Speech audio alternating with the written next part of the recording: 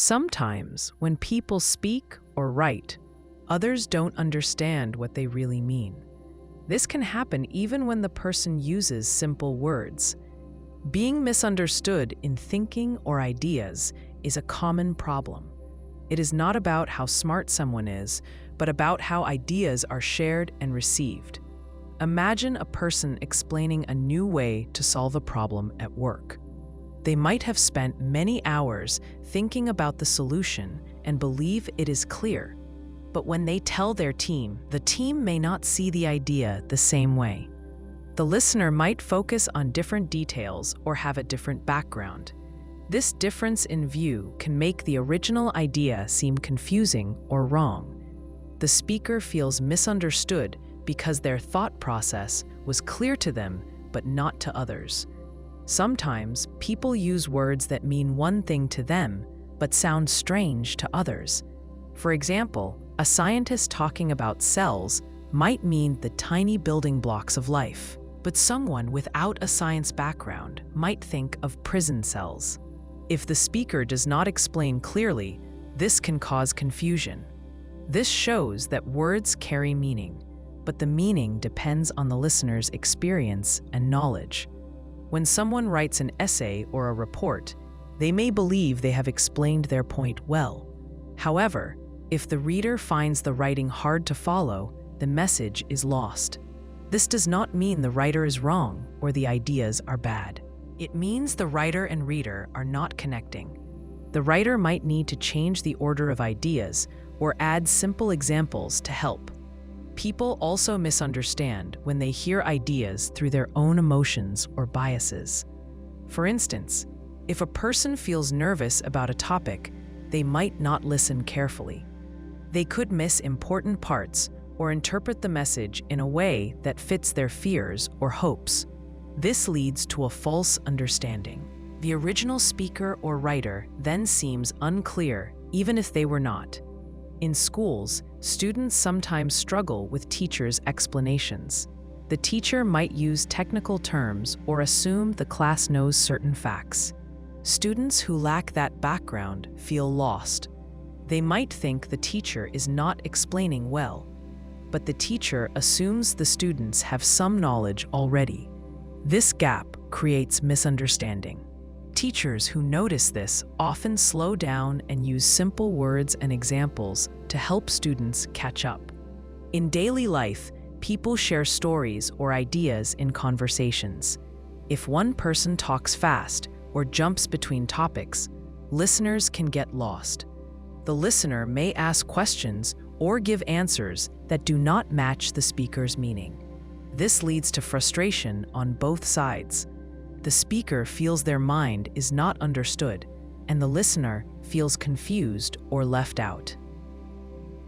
Some people try to solve misunderstanding by repeating their ideas in different ways. This works well because it reaches people who think differently. Others might draw pictures or use examples from everyday life to explain tough ideas. These methods help bridge the gap between what one person thinks and what others hear. In short, being misunderstood intellectually happens when there is a gap between what one person thinks and how others understand it. This gap can come from different experiences, unclear language, emotions, or quick talking. To reduce misunderstanding, it helps to speak clearly.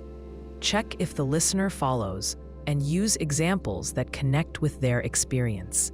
Being patient and open to questions also helps ideas reach others as intended. When someone corrects your grammar or pronunciation, it can feel awkward or even embarrassing. Many people react by feeling self-conscious or defensive. But the way a correction is given and received makes a big difference. Sometimes corrections help improve skills. Other times they can damage confidence or create tension. Imagine you are speaking in a meeting and you say, "She go to the store yesterday." A colleague might say, "It's she went, not she go."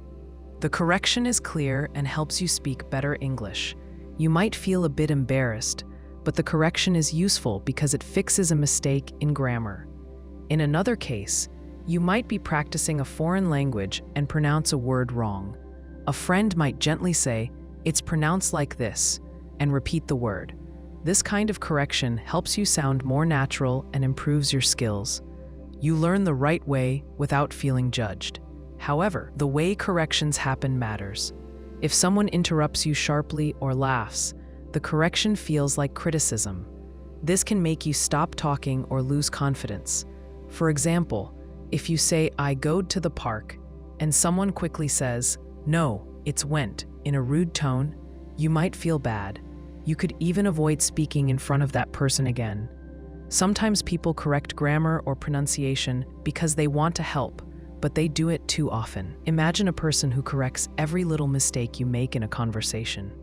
Instead of feeling supported, you might feel annoyed or frustrated. The focus shifts from sharing ideas to fixing language. This interrupts the flow of communication and makes talking harder. In some cultures, correcting others is common and seen as helpful. In others, it is considered rude or embarrassing. Knowing this helps you understand why someone might correct you and how you should react. If you are in a new culture, watching how people give and take corrections can guide you. When you correct someone, it helps to be kind and clear. Saying something like, "Just a small note, it's went instead of goed," sounds softer. It shows you want to help, not criticize. Also, correcting only when necessary helps avoid making the other person feel uncomfortable. On the other hand, if someone corrects you, you can choose how to respond. You can thank them if the correction helps you learn. Or, if the correction feels harsh or wrong, you can ignore it politely. For example, if a person corrects your pronunciation, but you don't think it matters, you can smile and keep talking. In classrooms, teachers often correct students. This is normal because students are learning. A good teacher knows when to correct and when to let mistakes slide, so students feel safe to speak. Overcorrecting can stop students from trying. When you speak a new language, mistakes happen. Everyone does. Corrections help you improve, but too many can hurt your confidence. A balance is best. Listen carefully, learn from the helpful corrections, and don't be afraid to speak, even if you make errors. Sometimes, corrections come from people who care about you. Other times, they come from those who want to show off or feel superior. Knowing this difference helps you decide how much attention to give the correction. Your goal is to communicate clearly, not to be perfect all the time. When someone tells you that you are too sensitive or overthinking, it can feel dismissive. It suggests your feelings or thoughts are not valid. This kind of response often stops real conversation. It can make you doubt yourself, even when your reaction is fair or important. Imagine you share your worries about a project at work. You say you feel stressed because the deadline is close and you want to do a good job. Instead of listening, a coworker says, "You're overthinking it. Just relax." This reply ignores your concern. It tells you that your stress is not real or that you are making a big deal out of nothing. Being called too sensitive works in a similar way. Say you get upset when a friend cancels plans last minute. You explain how it makes you feel unimportant. The friend might say, "You're too sensitive, it's not a big deal." This reaction tells you that your feelings don't matter. It pushes you to hide how you feel instead of talking honestly. People often say overthinking when they want to move past a topic quickly. Sometimes it means they don't want to hear about your concerns because it makes them uncomfortable. Other times, it shows a lack of patience or understanding. But overthinking can be a way of trying to solve problems or make sense of things. It is not always negative. Being told you are too sensitive can also come from people who don't like emotional conversations. They might want to avoid feelings because they find them difficult. When you express your feelings, they shut down the talk by labeling you. This leaves your emotions ignored and unresolved. In families, this often happens. A parent might say to a child, "Stop crying, you're too sensitive," to teach them to control emotions. While the intent might be to help, it can teach the child to hide feelings. Later, the child may struggle to express emotions or trust others with their thoughts. When you feel dismissed as overthinking or too sensitive, it helps to ask yourself if your feelings are real and important to you. Your emotions deserve respect even if others don't see them the same way. You can also try to explain why you feel a certain way calmly. For example, I feel worried because the deadline is tight and I want to avoid mistakes. This statement focuses on facts, not just feelings, and may help others understand. Sometimes people who say you are too sensitive do it to protect themselves. They may not want to deal with emotions or conflict. Recognizing this can help you decide how much to share with them. If you want support, it might be better to talk with someone who listens without judgment. It is also useful to know that being thoughtful and feeling deeply are not weaknesses. They can be strengths. They help you notice problems early, care for others, and make thoughtful choices. But when you share these thoughts or feelings, you want people to listen and respect what you say. If someone calls you too sensitive or says you are overthinking, remember, this is their way of shutting down the conversation, not a judgment on you. Your feelings and thoughts have value.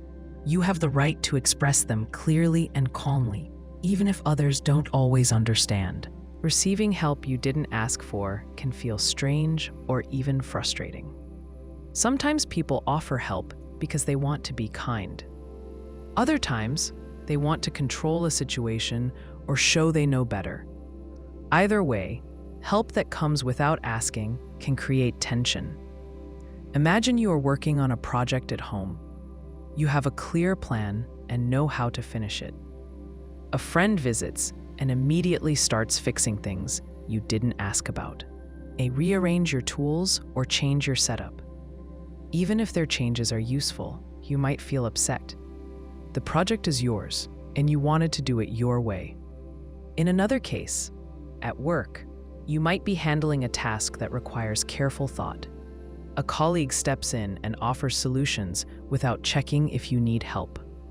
This might make you feel like they doubt your ability. It can also distract you from the work you planned. When help is not requested, it can take away your control over the situation.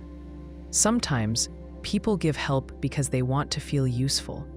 For example, a family member might clean your room or organize your desk without asking.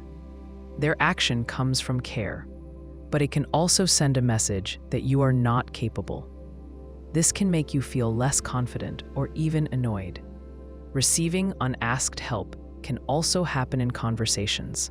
You might share a problem, and someone immediately offers advice or solutions without fully listening.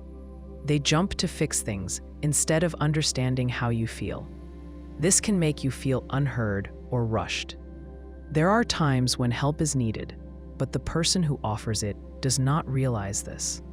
For example, a coworker might see you struggling and jump in to help. Their action is helpful, but still uninvited. You might want to accept their support, but also wish they had asked first. When you receive help you didn't ask for, it is okay to set boundaries. You can say, "Thanks, I've got this," or "I appreciate your offer, but I want to try on my own first." This lets the helper know you respect their intention, but also want space to do things your way. Sometimes, accepting unasked help can be useful. If you feel stuck or tired, the extra support can save time and energy.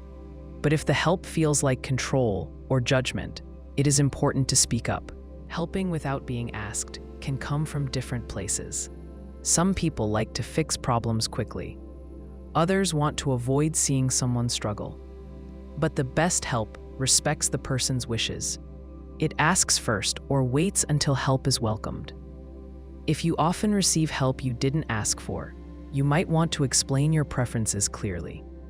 Let others know how you like to work or when you prefer support. This helps avoid misunderstandings. On the other hand, if you find yourself offering help without being asked, pause and consider the other person's feelings. Ask if they want help before stepping in. Sometimes just listening or waiting shows respect. In short, help without a request can feel helpful or hurtful, depending on the situation. The key is respect and communication. Both the person offering and the person receiving help should try to understand each other's needs. This way, help becomes a positive experience rather than a source of frustration. Being told you're doing it wrong in a casual setting can catch you off guard. It often feels blunt and can make you uncomfortable. The phrase comes across as a judgment, even if the person does not mean it that way. How it is said and the situation around it matters a lot. Imagine you are showing a friend how you like to cook a simple meal. You have your own way of chopping vegetables or seasoning. Suddenly, your friend says, "You're doing it wrong." This can feel like a sharp criticism. It suggests your way is bad or incorrect. Even if your friend wants to help, the words can hurt or shut down the conversation. In casual settings, people often share activities for fun or learning. When someone points out mistakes too directly, it can spoil the mood. For example, if you are playing a board game with friends and someone says, "You're doing it wrong," it can make you feel less confident or make the game less enjoyable. The focus shifts from having fun to avoiding mistakes. Sometimes people say, "You're doing it wrong," because they believe there is only one right way to do something. They might have more experience or think their way is better. But many tasks or activities can be done in several ways. For example, when drawing or painting, one person's style may be different from another's. Saying someone is wrong ignores this variety. In some cases, "you're doing it wrong" can come from impatience. If someone wants to finish a task quickly, they might snap at others who take their time or do things differently. This can make people feel rushed or pressured instead of supported. If you hear "you're doing it wrong," it helps to pause and think about the meaning behind the words. Sometimes, the person means to guide you or offer a better way. Other times, they just want to express frustration. You can ask, "Can you show me how you do it?" Or, "What do you suggest?" This invites a helpful conversation instead of conflict. If the tone feels harsh, you can respond calmly, saying something like, "I'm trying my way right now," or "I'm okay with how I'm doing it," sets a boundary without causing a fight. It tells the other person you know what you are doing, or at least you want to keep trying your way. When you say "you're doing it wrong" to others in casual moments, consider how it sounds. If you want to help, you can say, "Here's a trick that works for me," or "Try it this way, it might be easier." This feels less like a judgment and more like advice. It keeps the mood light and respectful. Being told you are doing something wrong can hurt your confidence, especially if it happens often. It can stop you from trying new things or sharing ideas. But it can also be an opportunity to learn or explain why you do things your way. Casual settings are places for practice, fun, and connection. When corrections happen, gentle words and respect make a big difference. How people say things matters as much as what they say. This helps keep conversations positive and encourages everyone to keep learning. Not being included in group decisions can feel frustrating and isolating. When a group makes plans or choices without asking for your opinion, it sends a message that your thoughts do not matter. This experience happens in many places, at work, with friends, or in family situations. Imagine a team at work deciding on a project plan. The manager meets with some team members but leaves you out of the conversation. Later, they tell you what the group decided. You feel surprised and left behind. Your ideas and concerns did not get a chance to influence the outcome. This can lower your motivation and make you feel disconnected from the team. At a social level, picture a group of friends planning a weekend trip. They talk and choose dates and places without asking if you can join or what you want. When you find out, you feel hurt or unimportant. The trip may be fun, but missing the chance to help plan makes you feel like you don't belong. You might even decide not to join next time. In family situations, not being part of decisions can cause tension. For example, parents might discuss rules or events without including their children in the conversation. The children may feel their voices do not count. This can create distance and reduce trust between family members. Not being included often happens because others assume your opinion won't matter or because they want to move faster. Sometimes people forget to ask. Other times, they may think they are protecting you from difficult decisions. But no matter the reason, excluding someone can damage relationships and teamwork. When you face this, it helps to speak up calmly. You can say, "I want to be part of the decision," or "Please include me next time." This lets others know you want to contribute and be respected. If you wait silently, the group might not realize how you feel. Sometimes groups exclude people because they believe those people don't have the knowledge or experience needed. But everyone can bring something valuable. Different viewpoints often improve decisions. For example, someone who is quiet might notice problems others miss or suggest creative ideas. If you lead a group, make sure to ask for input from everyone. This shows respect and builds trust. You don't need everyone to agree, but you want everyone to feel heard. This helps the group work better and stay connected. When you are left out, try to understand why it happened. Sometimes it is an honest mistake. Other times it is a sign of a bigger problem, like a group clinging to old habits or excluding people on purpose. Knowing the reason helps you decide how to respond. Not being part of decisions can make you question your value, but your opinion matters. Groups work best when all members have a chance to share their thoughts. Speaking up can be hard, but it often leads to better conversations and stronger relationships. In the end, being included means more than just hearing about plans. It means being part of the process and the outcome. It means respect and trust. When groups remember this, everyone feels they belong. Feeling invisible in a room full of people is a quiet kind of loneliness. You sit or stand among others, but it feels like no one really sees you. This can happen even when the room is busy and loud.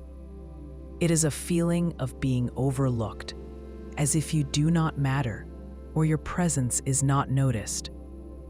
Imagine walking into a party where you know only a few people. You try to join conversations, but the group talks over you or quickly changes the subject.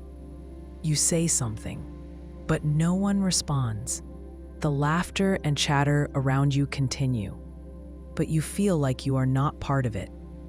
This silence around you makes the room feel bigger and emptier. At work, you might share ideas in a meeting, but people move on without acknowledging what you said. Your suggestion disappears as others talk louder or interrupt. This makes you feel small, like your thoughts are invisible, even though you are in the same space. Sometimes, feeling invisible comes from others' habits. Some people talk more or have louder voices. They draw attention easily. If you are quieter or more reserved, you might blend into the background. It is not because your presence is less important, but because the group's energy favors certain kinds of voices. In classrooms, shy students often feel invisible. They hesitate to raise their hands or speak up. Teachers might not notice their silence at first. When the teacher asks questions, other students answer quickly. The quiet student waits, but the chance to speak passes. This creates a feeling of being unseen or forgotten. Feeling invisible can also happen when people assume things about you without getting to know you. They might think you are not interested or not confident, so they ignore you. But inside, you may want to join in or share your thoughts. This gap between what others expect and how you feel grows the sense of invisibility. Sometimes, you try to get attention by speaking louder or changing how you act. But this can feel uncomfortable or unnatural.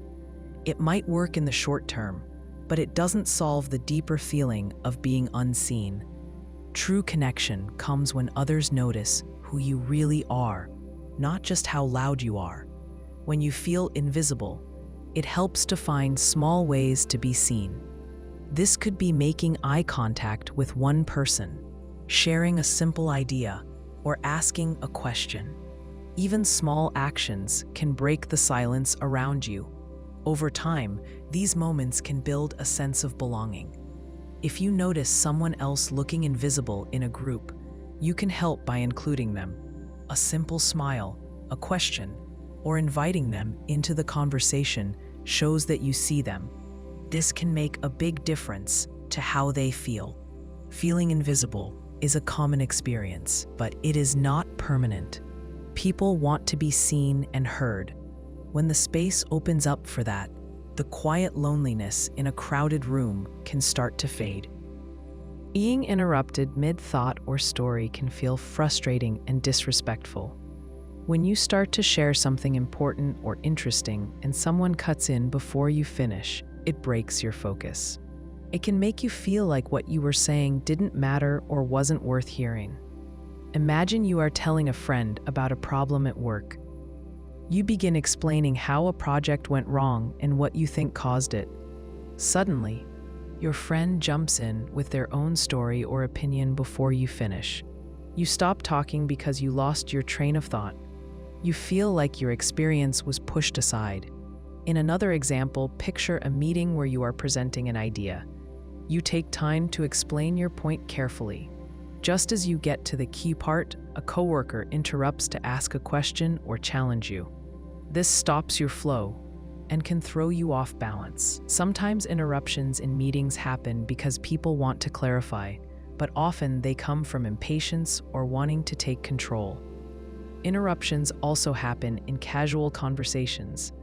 For instance, when someone tells a joke or a story, others may jump in to finish the punchline or guess what will happen next. This can kill the mood and make the storyteller feel less valued. It suggests that others do not trust you to finish or think their way is better. People interrupt for different reasons. Some do it because they are excited or eager to share their thoughts. Others may interrupt because they don't realize they are being rude. Sometimes people interrupt to show they know more or to take charge of the conversation. Whatever the reason, interruptions often harm communication. When someone interrupts you, it helps to stay calm. You can gently say, "Let me finish," or "I wasn't done yet." This signals that you want to complete your thought without being aggressive. If you feel comfortable, you can wait for a pause and then continue your story. If you find yourself interrupting others, it is worth noticing. Interruptions can seem disrespectful, even if you don't mean them that way. Listening fully before speaking shows respect and helps conversations flow better. Sometimes, interruptions happen because people are not patient or because the group conversation moves quickly. In those cases, it may help to speak more clearly and keep your points brief. This can reduce the chance of being cut off. In close relationships, interruptions can cause more harm. If a partner or friend often interrupts you, it can create feelings of being unheard or unimportant. Talking about how interruptions affect you can improve understanding and help the relationship grow. Being interrupted mid-thought is more than just a small annoyance. It changes how you feel about sharing and being listened to. When people allow each other to finish speaking, conversations become more respectful and meaningful. Everyone gets a chance to be fully heard. When someone uses your idea without giving you credit, it can feel unfair and frustrating. You shared your thoughts or work with the hope that others would recognize your effort.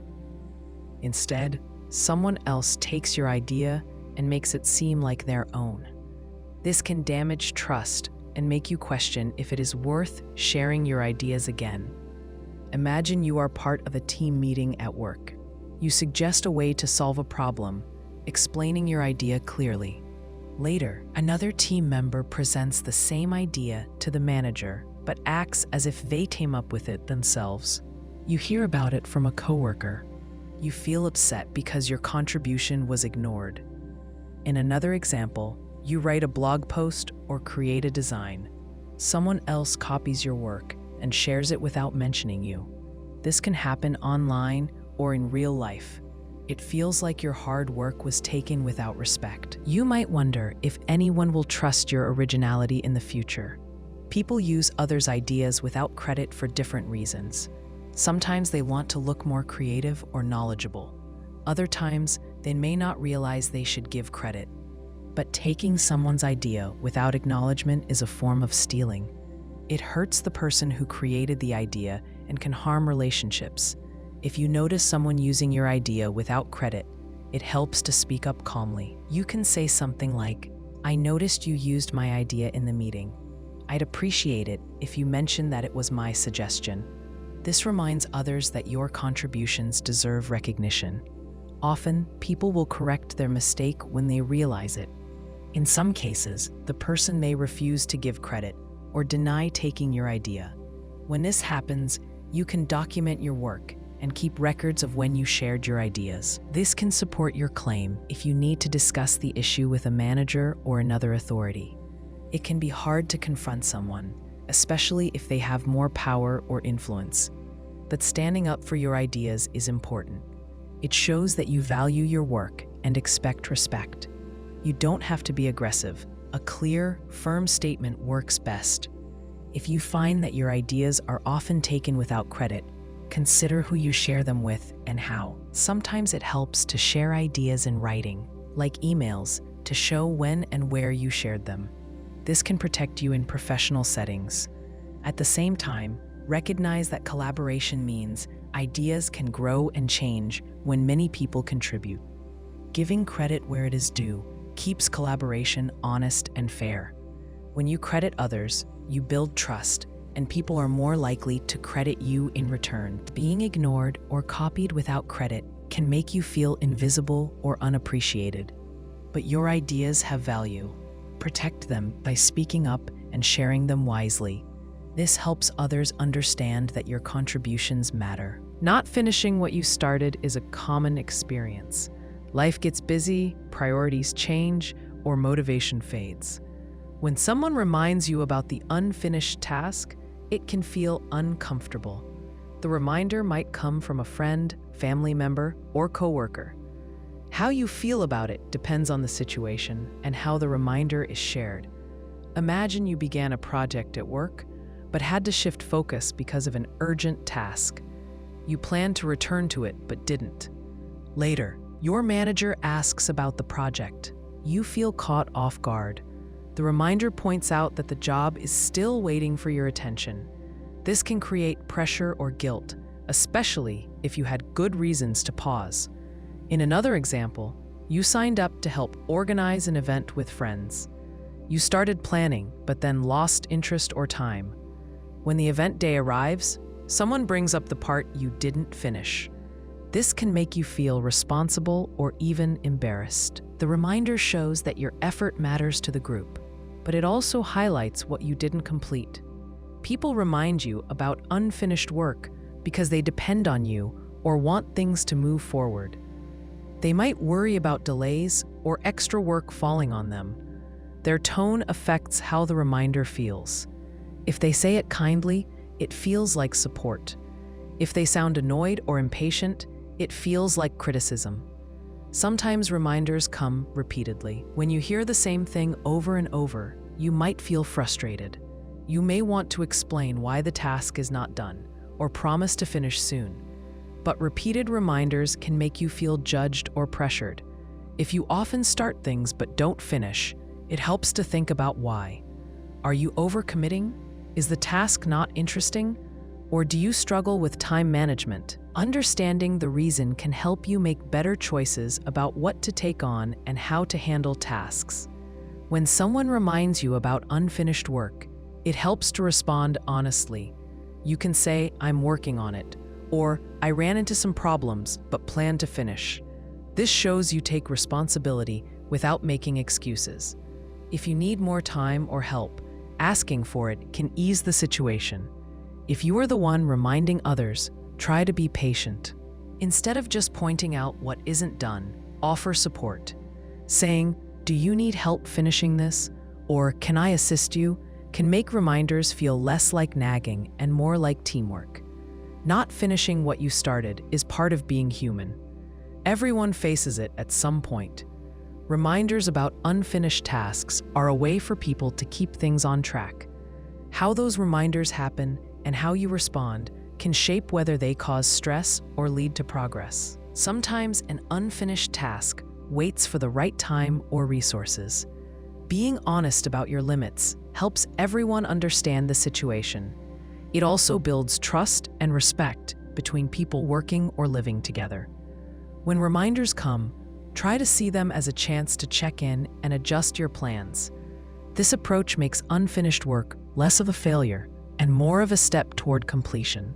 Being called dramatic or intense often feels like a judgment on how you express yourself. These words suggest that your emotions or reactions are too strong or exaggerated. When someone uses these labels, it can make you question if you are overreacting or if your feelings are valid. Imagine you share concern about a problem at work. You explain why it matters to you and how it affects your tasks. Instead of listening, a coworker says, "You're being dramatic." This response shuts down the conversation. It tells you that your worries are not real or important. You might start doubting yourself, even if your concerns are reasonable. In social settings, being called intense can happen when you speak passionately about a topic. For example, you might talk about a cause you care about, but someone says, "Calm down, you're too intense." This reaction can make you feel like you have to hide your true feelings or hold back your voice. It pushes you to fit into what others consider acceptable. People often use dramatic or intense as a way to avoid dealing with emotions. They may feel uncomfortable when someone shows strong feelings, so they label it negatively. Instead of trying to understand, they dismiss the emotions as over the top. This can leave you feeling isolated or misunderstood. Sometimes, these words are used to control a situation. For example, in a disagreement, calling someone dramatic can make them question their perspective and stop speaking up. It shifts the focus away from the real issue to how the person is expressing themselves. This can be unfair and prevent honest communication. Being called dramatic or intense does not always mean you are wrong. People react differently to events based on their background, personality, and experiences. What feels urgent to you may seem small to others. This difference does not mean your feelings are less valid. If you hear these labels, it helps to reflect on your feelings. Are you expressing yourself in a way that matches the situation? Are your reactions helping or hurting the conversation? Sometimes, taking a moment to breathe and choose words carefully can change how others respond. At the same time, remember that your emotions deserve respect. You don't have to pretend to feel less or be less passionate to avoid criticism. Sharing feelings honestly builds stronger relationships when done with care. If someone calls you dramatic or intense, you can respond calmly. You might say, "I'm sharing how I feel because this matters to me," or "I'm not trying to be dramatic, I just care about this." This shows that your feelings have a purpose and deserve to be heard. In close relationships, it helps if both people learn to accept different ways of expressing emotion. One person may be more reserved while the other is more expressive. Understanding this can reduce hurt feelings and improve communication. Being called dramatic or intense is a sign that others are noticing your emotions. How you handle these labels can shape how you feel about yourself and how others treat you. You have the right to express your feelings in a way that feels true to you. Seeing others succeed with less effort can feel unfair and confusing. You work hard, put in time, and face challenges, while others seem to achieve their goals quickly and easily. This can lead to frustration or self-doubt. You might wonder why success comes more naturally to some people and if you are missing something. Imagine two coworkers. One spends long hours finishing a project. They check details carefully and plan every step. The other coworker completes a similar project faster and with less visible effort. When the manager praises the quicker worker, the first person may feel overlooked or question their own abilities. It looks like success is tied to how fast or easy something appears, not how hard you work. In school, some students grasp new concepts quickly. They seem to understand lessons with little study. Others need extra time and practice to learn the same material. Watching this can make you feel like your effort is not paying off. You may think success depends on natural talent rather than persistence or hard work. Sometimes people who appear to succeed easily have advantages that are not obvious. They might have prior experience, better resources, or a network that supports them. These factors can make tasks smoother or open doors more quickly. This doesn't mean your hard work is wasted, but it shows that effort is not the only part of success. Social media can make this feeling stronger. People often share only their achievements, not the struggles behind them. Seeing a friend post about a promotion or a new skill can create the false idea that success is quick and effortless. In reality, most success stories include failures, setbacks, and hard work that remain private. Feeling frustrated when others seem to succeed easily is normal. It can motivate you to reflect on your own goals and strategies. You might ask, am I working smart as well as hard? Or what skills can I develop to improve? These questions help you focus on growth rather than comparison. Comparing yourself to others can also be harmful if it leads to negative thoughts. You may think you are less capable or unlucky. This mindset blocks progress. Instead, focus on your path and what you control, your effort, attitude, and learning. Sometimes success comes from the right timing or chance. Being in the right place or meeting the right person can open opportunities that seem easier to some. These moments are part of life, but don't replace consistent effort and preparation. If you notice others succeeding with less effort, try to learn from them. Watch how they work, how they communicate, or how they solve problems. This doesn't mean copying, but understanding what helps them succeed. Your progress may take more time or look different. That is okay. Everyone's journey is unique. Hard work builds skills, resilience, and experience that matter in the long run. Seeing others succeed quickly doesn't erase the value of steady, committed effort. Success is not just about how fast you get there. It is about what you learn and how you grow along the way.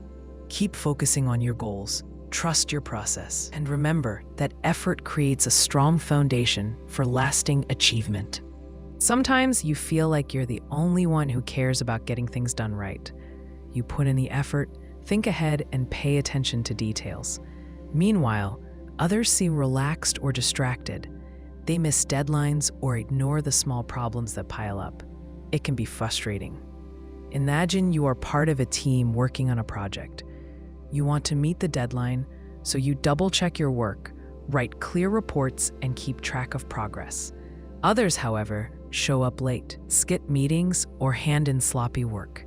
You see the risks, like losing clients or damaging your reputation.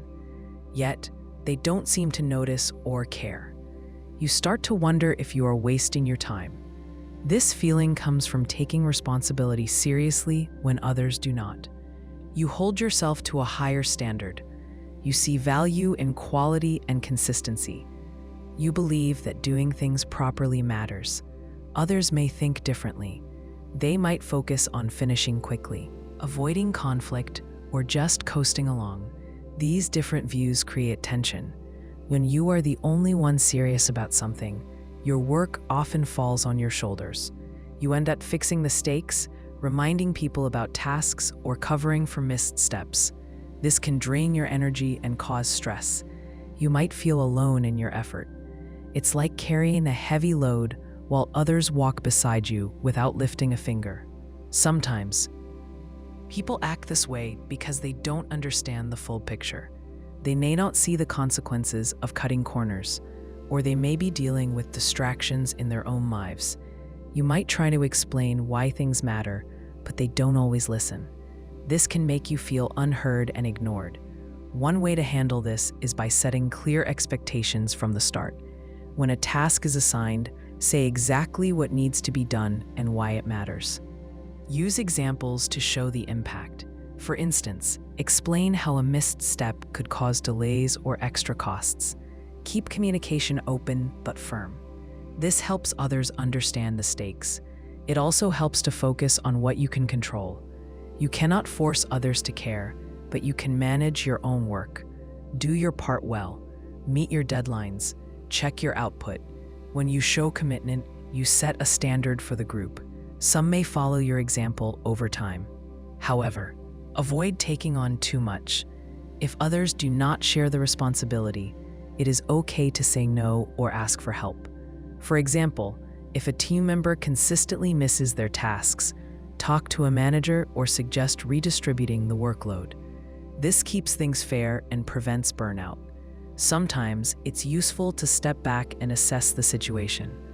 Are you in the right team or environment? If the culture doesn't support seriousness, you might need to find a place that matches your values better. Being surrounded by people who care about quality makes work easier and more satisfying. In the end, feeling like the only serious one is a sign that you care deeply about your work. It shows you want things done well.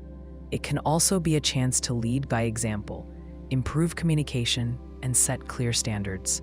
But it's important to protect your energy and avoid carrying burdens alone. Recognize when to push and when to pause. Balance matters. You get excited about something, maybe a new idea, a project, or a personal goal. You share that excitement with people around you, hoping to connect or get support. Instead, they say you're too much. They tell you to calm down or act more normal. This can feel like your energy doesn't belong or isn't welcome. Imagine you just came up with a plan to improve your team's workflow. You speak up during a meeting with clear ideas and enthusiasm. Instead of interest, you get comments like, "You're overreacting," or "Don't get too carried away." They might roll their eyes or change the subject. You begin to hold back your excitement next time. You wonder if showing passion is a mistake. This happens because people see excitement in different ways. Some think it means being loud, overly emotional, or childish. They expect a calm, steady approach. When you show more energy, they might feel uncomfortable or think you lack control. They might prefer a slower pace or want to avoid conflict. Your excitement clashes with their style. Sometimes, people say too much to keep things quiet or safe. They don't want to rock the boat or stand out. They might worry your energy will create tension or bring unrealistic expectations. So, they push back. This can feel like they don't respect your feelings or ideas. You can explain your excitement in ways that connect better. Instead of just showing high energy, focus on facts and what you want to achieve. For example, say, "I think this plan could save us time because it cuts down on repeated steps." This shows you're serious, not just emotional. It makes your excitement easier to accept. At the same time, notice when to dial down your energy. In some situations, people respond better to a calm voice and steady facts. For instance, when presenting to senior leaders or clients, showing controlled enthusiasm shows professionalism. Save your full excitement for moments with friends or close colleagues who understand you. It also helps to find people who appreciate your style. Maybe some teammates share your energy or value fresh ideas. Talking with them gives you space to express yourself without judgment. This builds confidence and keeps your excitement alive. If you constantly get told you're too much, it might affect how you see yourself. You could start doubting if your excitement is a strength or a problem. Remember that being passionate isn't bad. It shows you care. It drives creativity and change. The key is how you share that passion. You might try smaller steps to show your excitement. Instead of jumping straight to big ideas, begin with a question or suggestion. Gauge how people react. This can make your energy feel less overwhelming and more thoughtful. At the same time, watch for when others dismiss your feelings. If they repeatedly ignore your excitement or make you feel bad, that says more about them than you. Your enthusiasm matters, even if some don't see it. Learning how to balance your excitement with the setting and the people around you helps you keep your energy while staying respected. It's a skill that takes practice, but lets you express yourself fully without losing others along the way. You say something once, but then you have to say it again And again, people ask you to explain yourself more than you expect. You feel like you're repeating the same thing over and over. It can wear you down. Imagine you send an email with clear instructions for a task. You outline what needs to be done and when. Still, your coworkers come back with questions that you already answered. They ask for clarifications that seem obvious. You explain the details again, hoping this time it sticks. Later, you get another round of questions on the same points. You wonder why you have to keep explaining. This happens for different reasons. Sometimes people don't pay full attention the first time. They might be distracted or busy. Other times, they don't fully understand the way you explain things. Maybe your message is clear to you, but it doesn't match how others think or communicate. They need a different approach. For example, you might give a detailed list, but some people prefer a quick summary. Or you use technical terms that confuse those unfamiliar with them. When the message doesn't land right, people ask for repeats. It's not always about you. It's about how information travels between people. You might also run into people who ask for explanations as a way to delay action. They want more time, or they're unsure about the task. They use questions to slow things down. This can feel frustrating because you want progress, but others stall by asking for details repeatedly. To reduce the need to explain yourself often, try changing how you share information. Break down your points into simple steps. Use examples to show what you mean. For instance, instead of saying, "Follow the protocol," say, "Check the form, fill in all fields, and send it to the manager by Friday." This makes the task clearer and harder to misinterpret. If you notice the same questions keep coming up, create a quick reference or FAQ.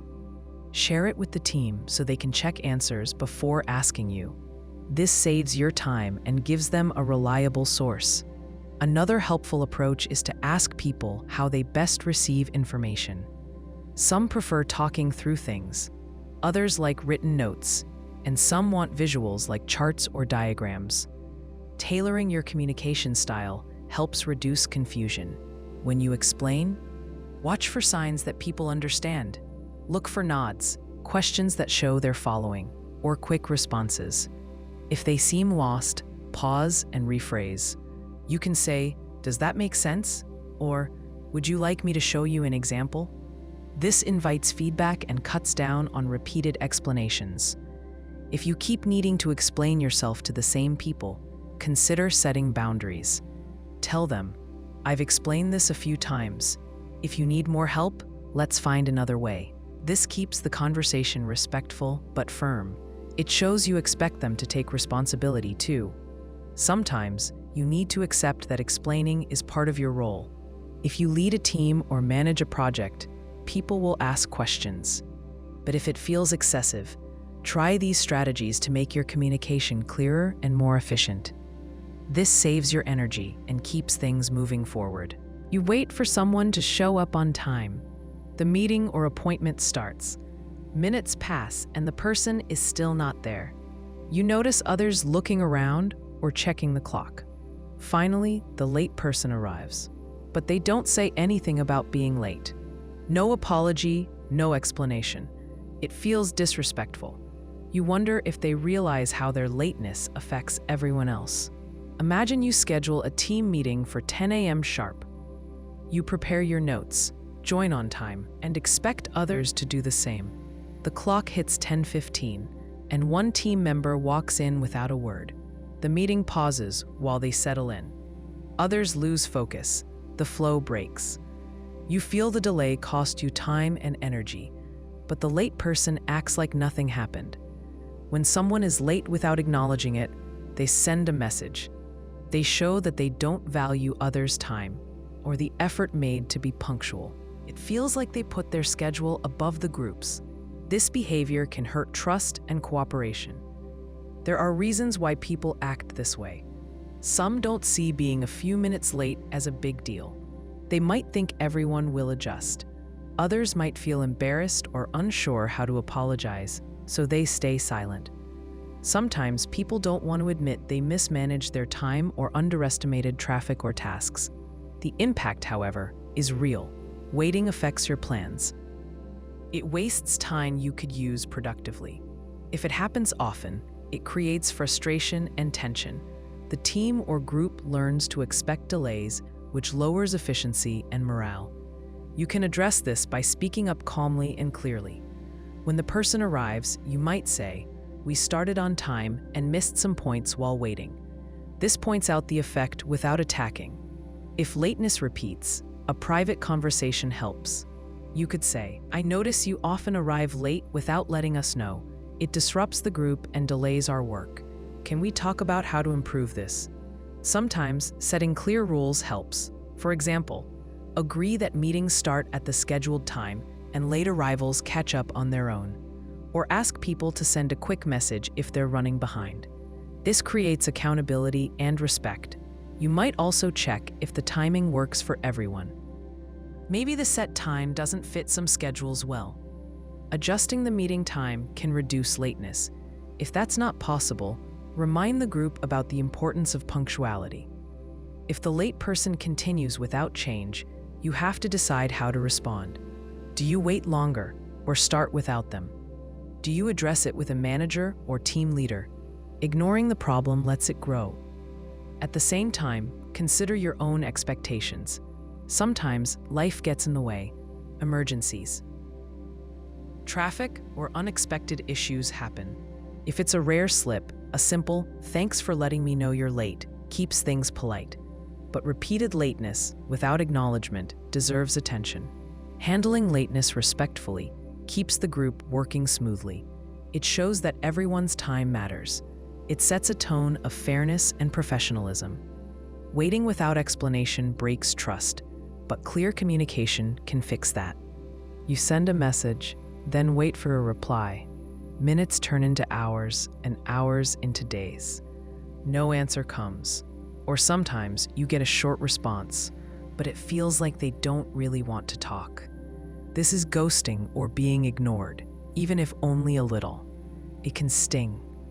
It makes you question what you did wrong or whether you matter to the other person. Imagine you text a friend to make plans for the weekend. You say, "Want to catch up Saturday afternoon?" You expect a quick yes or no, or at least a "let me check," but nothing arrives. You check again later, hoping to see a message. Still nothing. You wonder if they are busy, upset, or just don't want to hang out.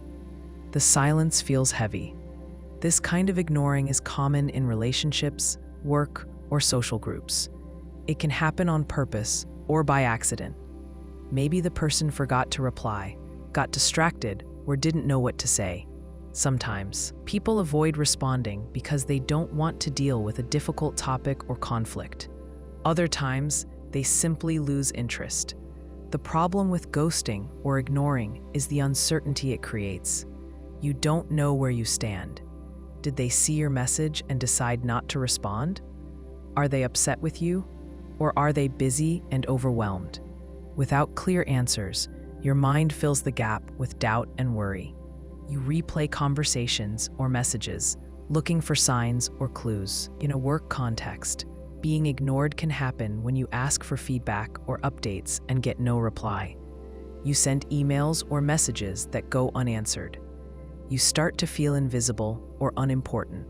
For example, you ask a manager about a project deadline, but they don't respond. You don't know if the deadline changed or if you need to pause your work. This slows you down and adds stress. Sometimes, people ignore others because they want to set boundaries or avoid conflict. They may not want to hurt feelings, so they choose silence instead. But this silence often causes more harm. It leaves the other person confused and unsettled. Clear communication would solve the problem faster. When you experience being ghosted or ignored, your feelings are valid. You might feel hurt, frustrated, or anxious. You may start to doubt yourself or your value in the relationship or group.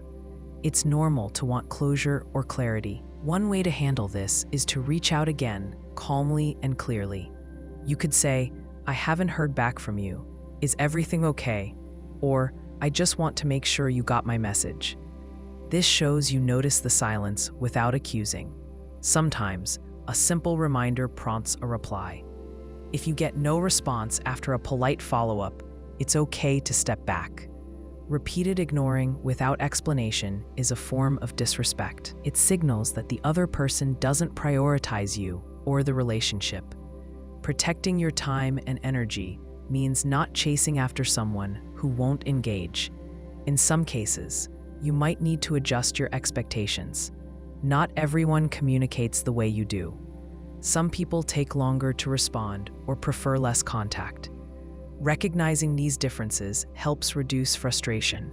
For example, a colleague might not reply quickly but still do their part, or a friend might go through busy times and not answer immediately. However, if the ignoring feels deliberate or one-sided, it's a sign to reconsider the relationship. Healthy connections rely on mutual respect and communication. If you constantly feel unseen or unheard, it may be time to focus on people who value you. When you feel ignored, look for patterns. Is this a one-time event, or does it happen often? Does it come from the same person or different people? Understanding this helps you decide how to respond. It also helps to reflect on your own communication. Are your messages clear and direct? Do you give people space to respond? Sometimes people hesitate to reply if they don't understand what you want or feel pressured. Being clear about your needs and expectations can reduce misunderstandings. You can also try to express how being ignored affects you. For example, in a work setting, say, "When I don't get updates, it's hard to move forward. Can we agree on a way to keep communication open?" In personal relationships, you might say, "I feel hurt when my messages go unanswered.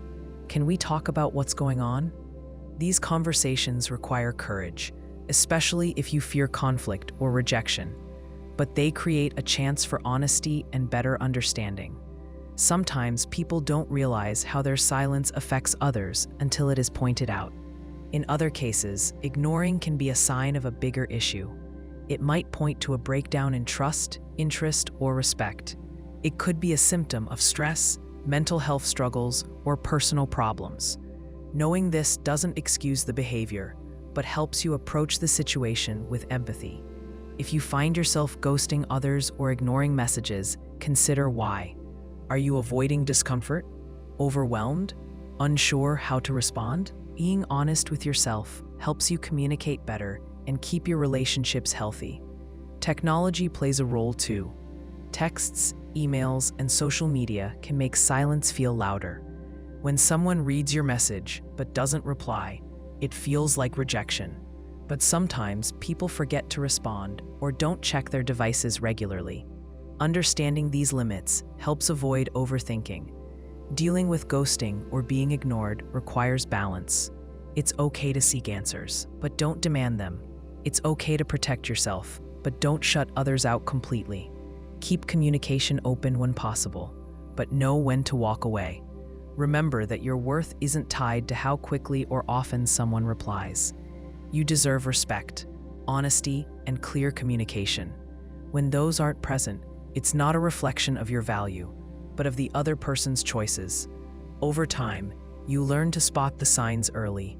You notice who respects your time and feelings. You invest in people who show up and respond, and you let go of those who disappear without a word. Being ghosted or ignored leaves a gap. It feels like a missing piece in a conversation or relationship, but you can fill that space with clarity, confidence, and care for yourself. You control how much silence you accept and how you respond to it. You ask a question or make a request, hoping for a clear answer. Instead, you get a vague reply like, "We'll see," or "maybe." The words don't commit to anything. They leave you unsure what to expect. This kind of response can feel frustrating. It creates uncertainty and makes it hard to plan or move forward. Imagine you ask a colleague if they can finish a part of a project by Friday. They say, "We'll see," without giving a reason or a timeline. You want to trust that the work will be done, but you don't know if you should prepare for delays or find help elsewhere. The answer doesn't help you. It leaves you stuck. People give vague or non-committal answers for many reasons. Sometimes they genuinely don't know the outcome.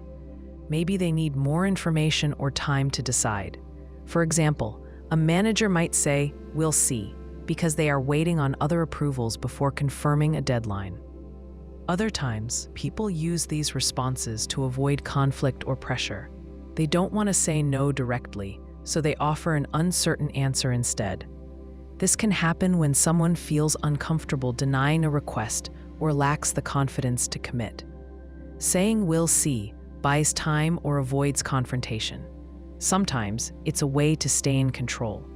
By being vague, a person keeps options open for themselves. They don't want to lock into a choice that might limit them later. This is common in negotiations or situations where people want flexibility. Whatever the reason, vague answers create problems. They stall progress because you can't plan with unclear information. You waste time guessing or chasing clarity. It also causes stress and doubt. You might wonder if the other person is avoiding you, uninterested, or unreliable. To handle this, start by asking for clarity. You can say, "Can you tell me what you mean by 'we'll see'? What do you need to decide?" This invites them to explain their situation or concerns. Sometimes people give vague answers because they don't realize you need more detail. If they still avoid commitment, try setting a clear deadline or follow-up. For example, say, "I understand you're unsure now. Can we revisit this on Thursday?" This puts a frame around the uncertainty and gives both sides a chance to prepare. It also shows you expect progress instead of open-ended answers. When dealing with vague responses, focus on what you can control. If the answer leaves you uncertain, plan for different scenarios. For instance, if you're waiting on a "we'll see" answer to a project deadline, prepare a backup plan in case it isn't met. This reduces the risk of being caught off guard. In a work setting, vague replies often signal a need for better communication. Encourage people to share what they know, even if it's limited. For example, a manager could say, "I don't have a final answer yet, but I expect to know by Wednesday." This honesty helps the team manage expectations. If you frequently get non-committal answers from the same person, it might be worth addressing directly. You could say, "I notice you often respond with 'we'll see.' It makes it hard for me to plan. Can we find a better way to communicate?"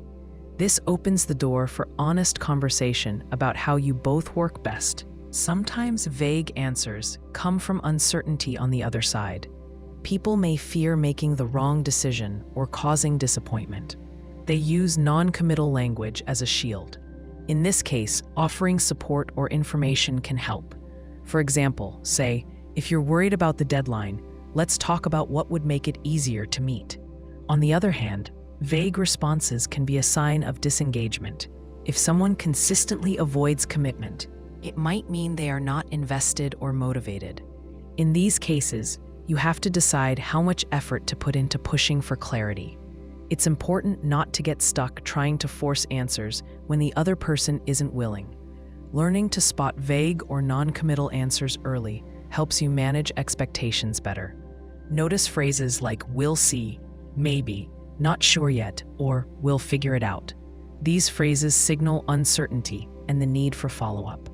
It also helps to be clear about your own needs when you ask questions.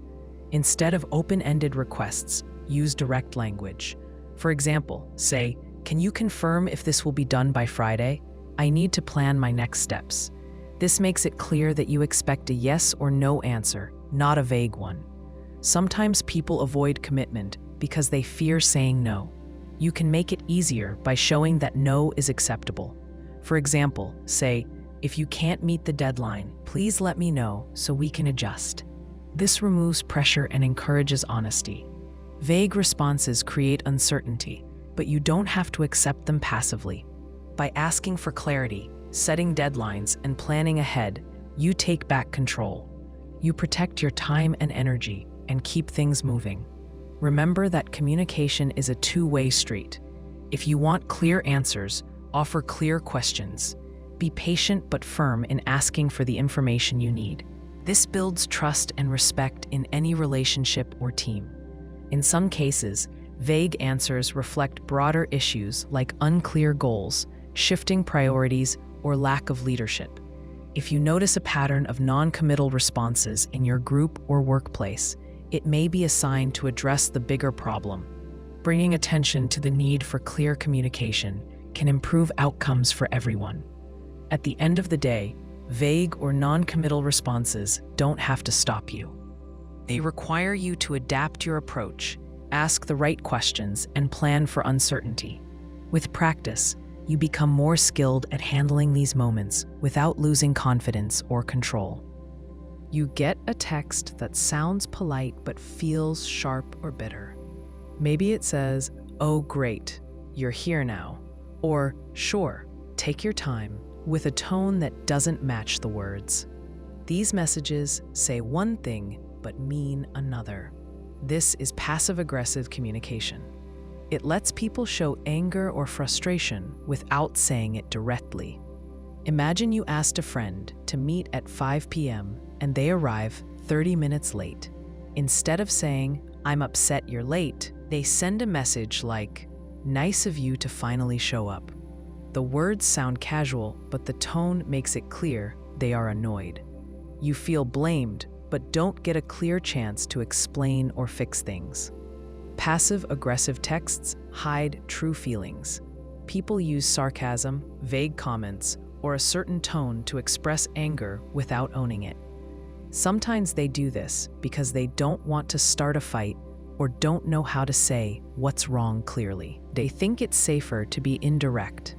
But this way of communicating creates confusion and tension. These messages put the receiver in a tough spot. You wonder what you did wrong or how to answer. If you react with anger, the sender might say you misunderstood or that they were joking. This keeps the real issue hidden and stops any real conversation. Sometimes, people use passive-aggressive texts to control or punish without facing the problem directly.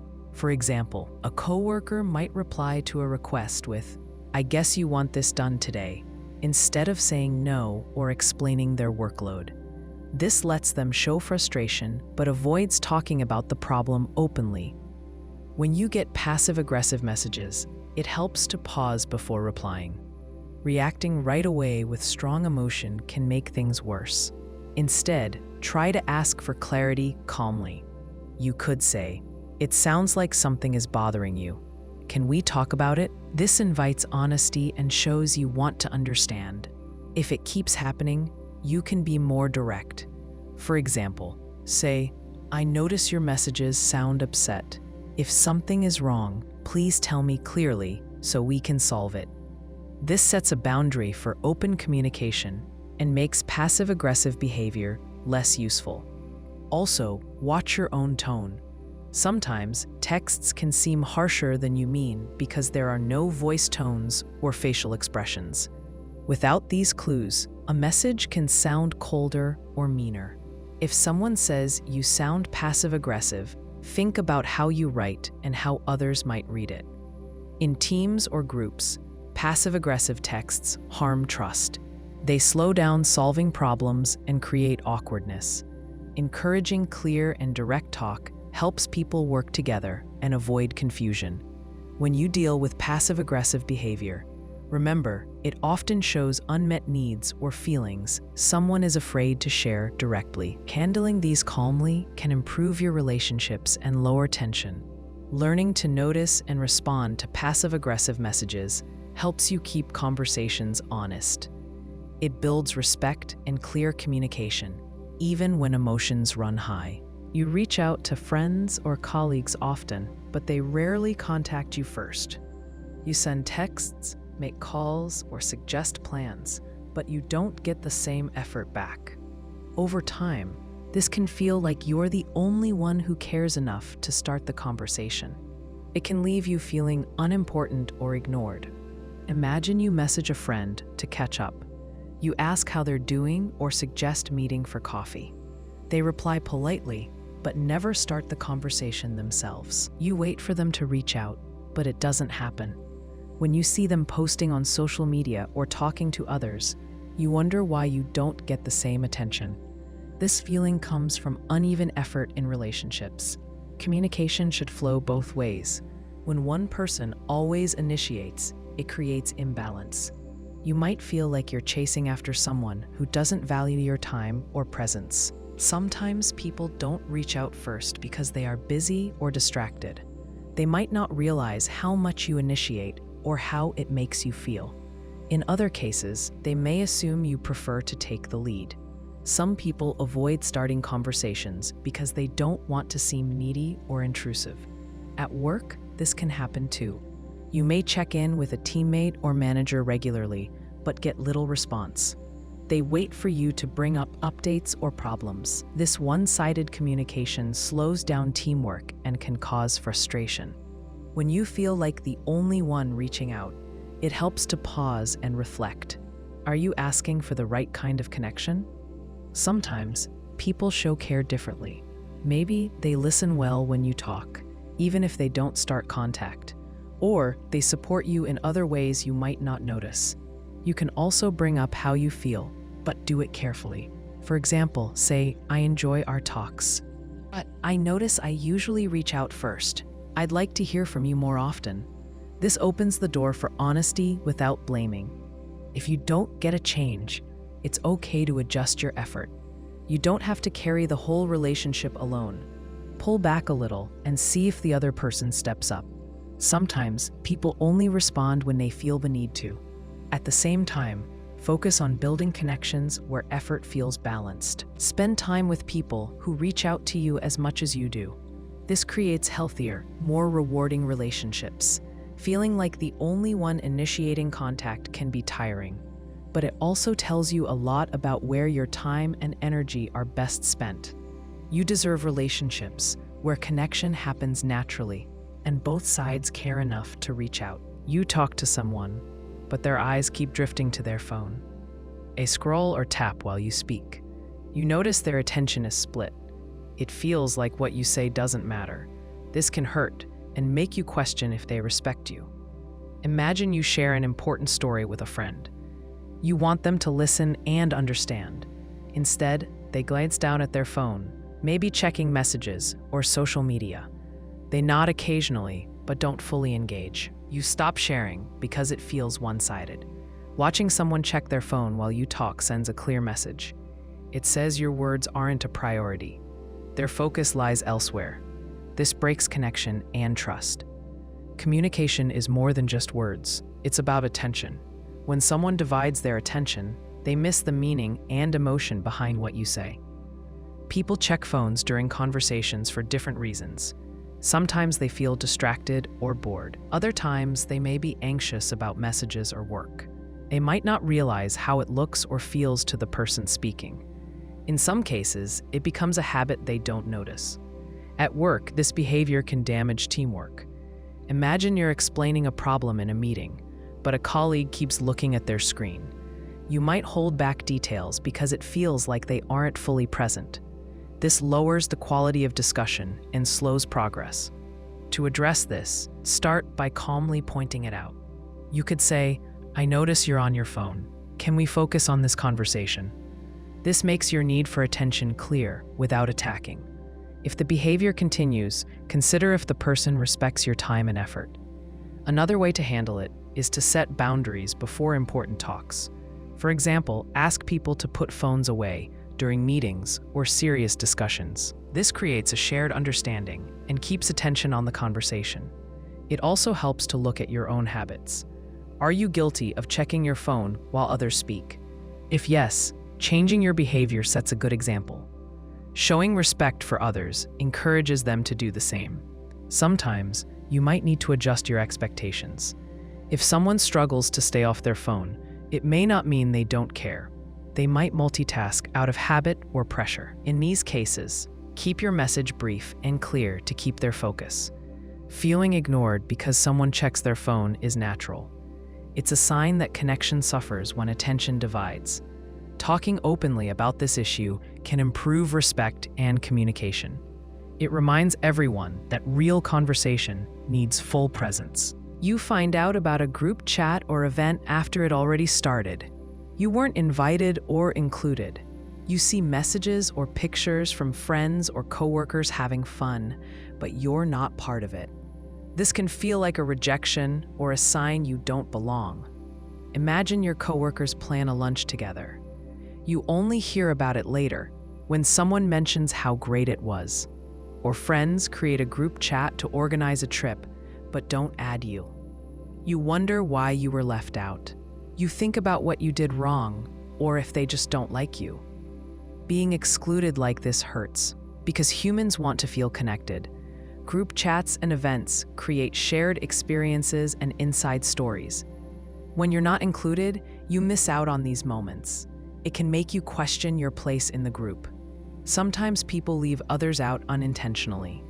They might assume someone is busy or uninterested, or they forget to add someone because of a simple mistake. In other cases, exclusion is intentional. It might be a way to express conflict or create distance without a direct conversation. At work, being left out can cause problems. If you miss key conversations in group chats or don't join team activities, you might feel isolated. You miss important updates or chances to build relationships. This affects your work and how others see you. When you experience exclusion, it helps to check in with the group or person organizing. You can say, "I heard about the lunch after it happened. I'd like to join next time." This shows interest without blame. Sometimes people don't realize you want to be included until you say it. If exclusion happens often or feels deliberate, you might need a more direct conversation. Ask why you're not part of the group or event. Be honest about how it makes you feel. For example, "I notice I'm often left out of plans. It makes me feel disconnected. Can we talk about that?" It's important to pay attention to patterns. If the group welcomes you after you speak up, that's a good sign. But if they keep excluding you or avoid the conversation, it may be time to reconsider those relationships. Focus on people who include you and value your presence. You can also build your own connections outside the group.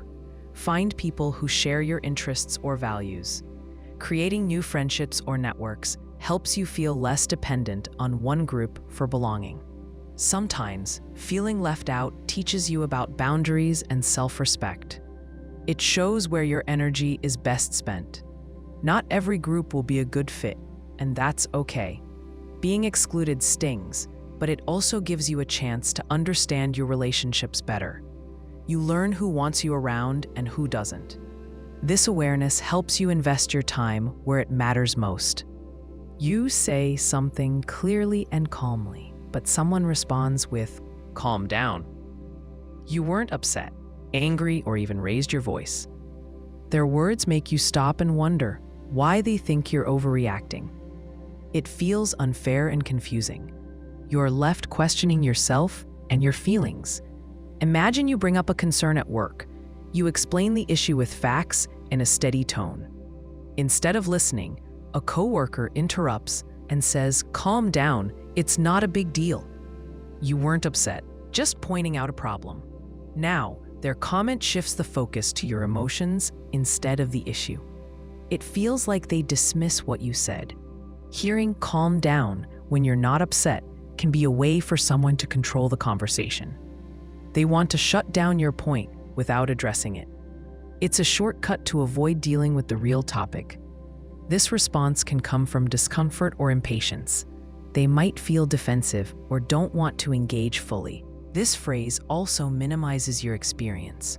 It suggests your feelings or opinions are too much or invalid. When someone tells you to calm down, it implies you should change how you express yourself to make them more comfortable. This puts the burden on you, even if you haven't done anything wrong. In personal relationships, this can create tension. Imagine you explain why a behavior bothers you, and your partner says, "Calm down, you're overthinking." Your calm explanation suddenly becomes too much, and your feelings don't matter. This makes honest communication harder and builds frustration over time. When you hear "calm down" and you're not upset, it helps to pause and stay grounded. You don't have to agree with the label they put on you. You can respond by calmly stating your actual feelings.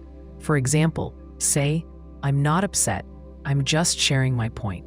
This keeps the conversation focused on your message, not on their judgment. If it happens often with the same person, consider addressing it directly. You might say, "When you tell me to calm down, it feels like you're dismissing what I say. I want us to listen to each other." This invites better communication and respect. At work, this phrase can undermine your professionalism. If a manager or colleague tells you to calm down when you raise concerns, it signals a problem with how your voice is heard. In this case, document your points clearly and seek support if needed.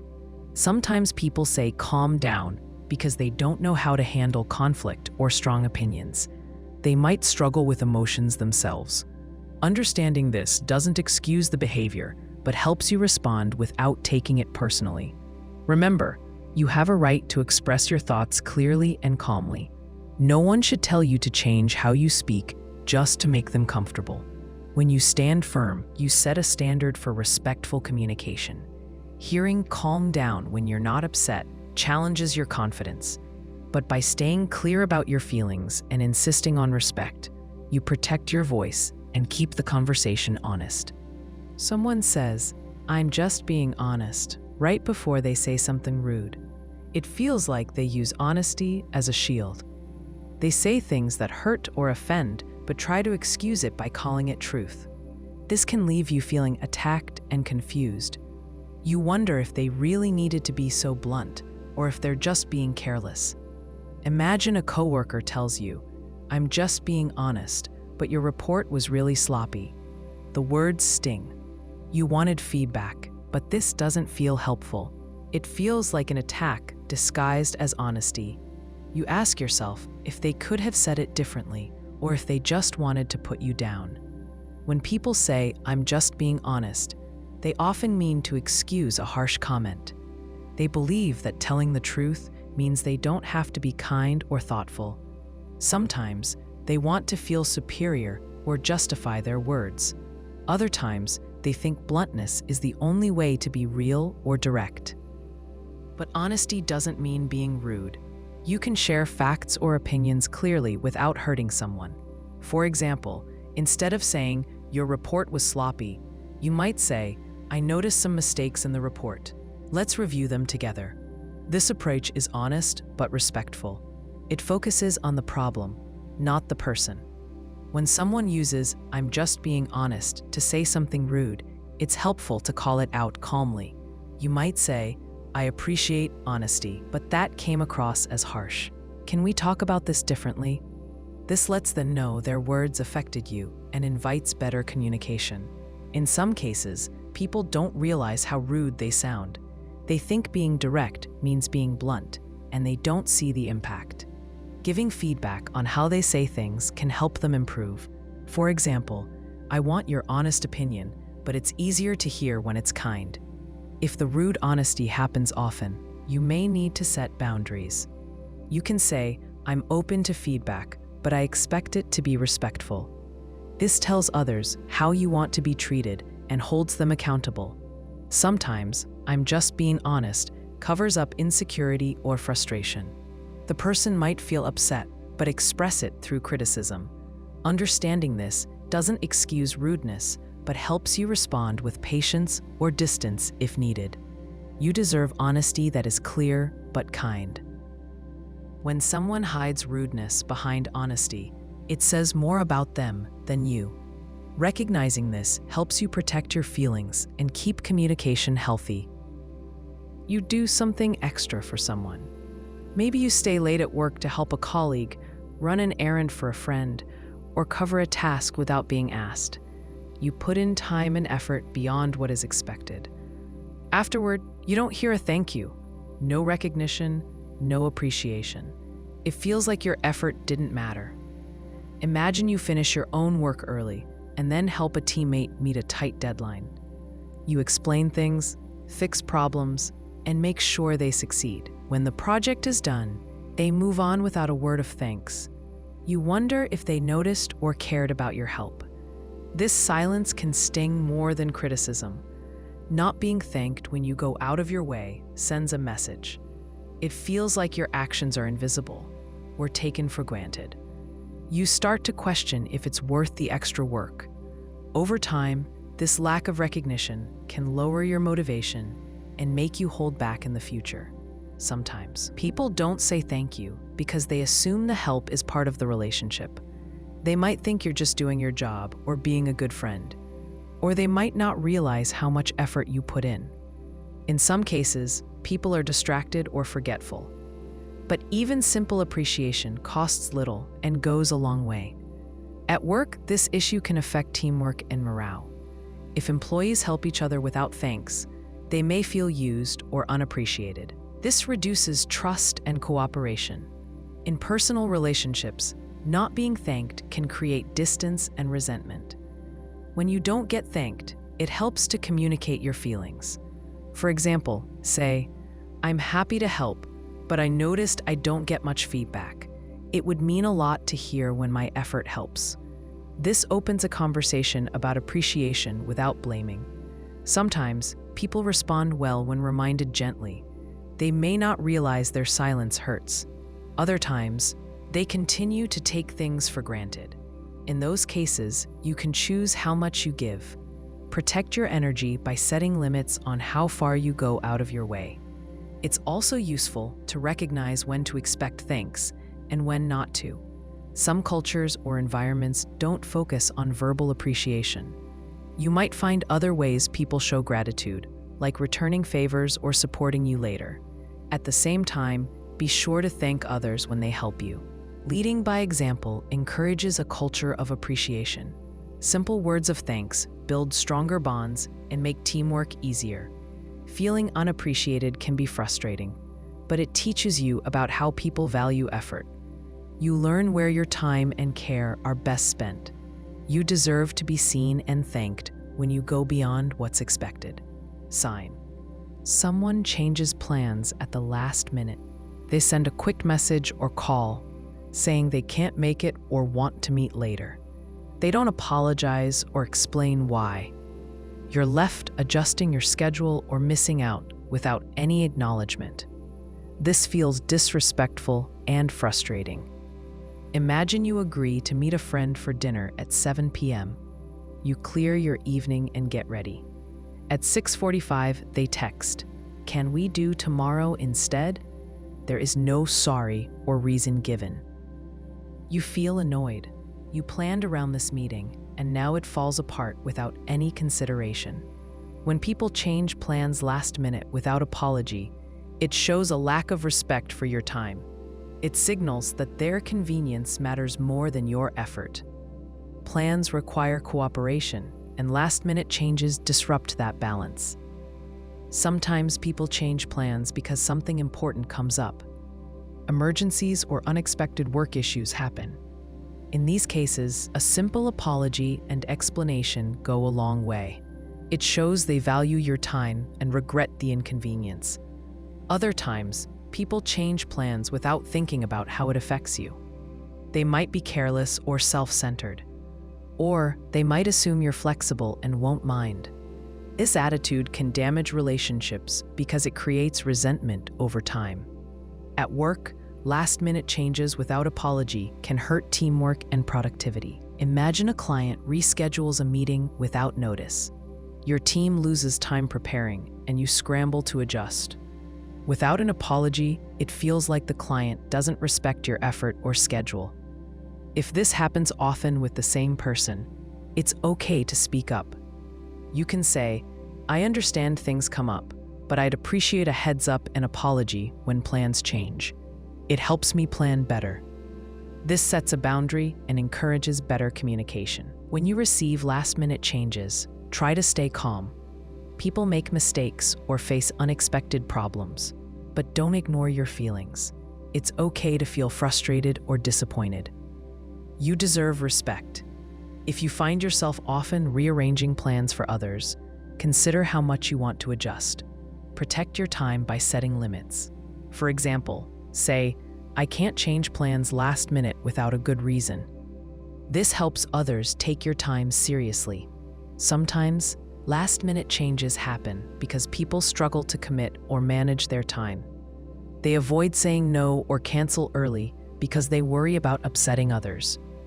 Being clear about your expectations makes it easier for them to be honest. Respecting each other's time is key to strong relationships. When someone changes plans last minute without apology, it breaks that respect. Addressing it calmly and directly helps prevent future problems and keeps connections healthy. You do the work behind the scenes to keep things running smoothly. You listen to others, manage feelings, and fix small problems before they grow. This is emotional labor. It takes effort and care, but it often goes unnoticed. Then, someone else steps in and takes credit for the results of your work. It feels unfair and frustrating. Imagine you spent hours calming tensions between coworkers before a big meeting. You helped everyone feel heard and kept the group focused. When the meeting goes well, another team member tells the boss it was their idea to bring people together. Your effort disappears in the background while they get the praise. Emotional labor includes managing emotions, supporting others, and keeping relationships steady. It often happens in families, friendships, and workplaces. People who do this work help reduce conflict and create a better environment.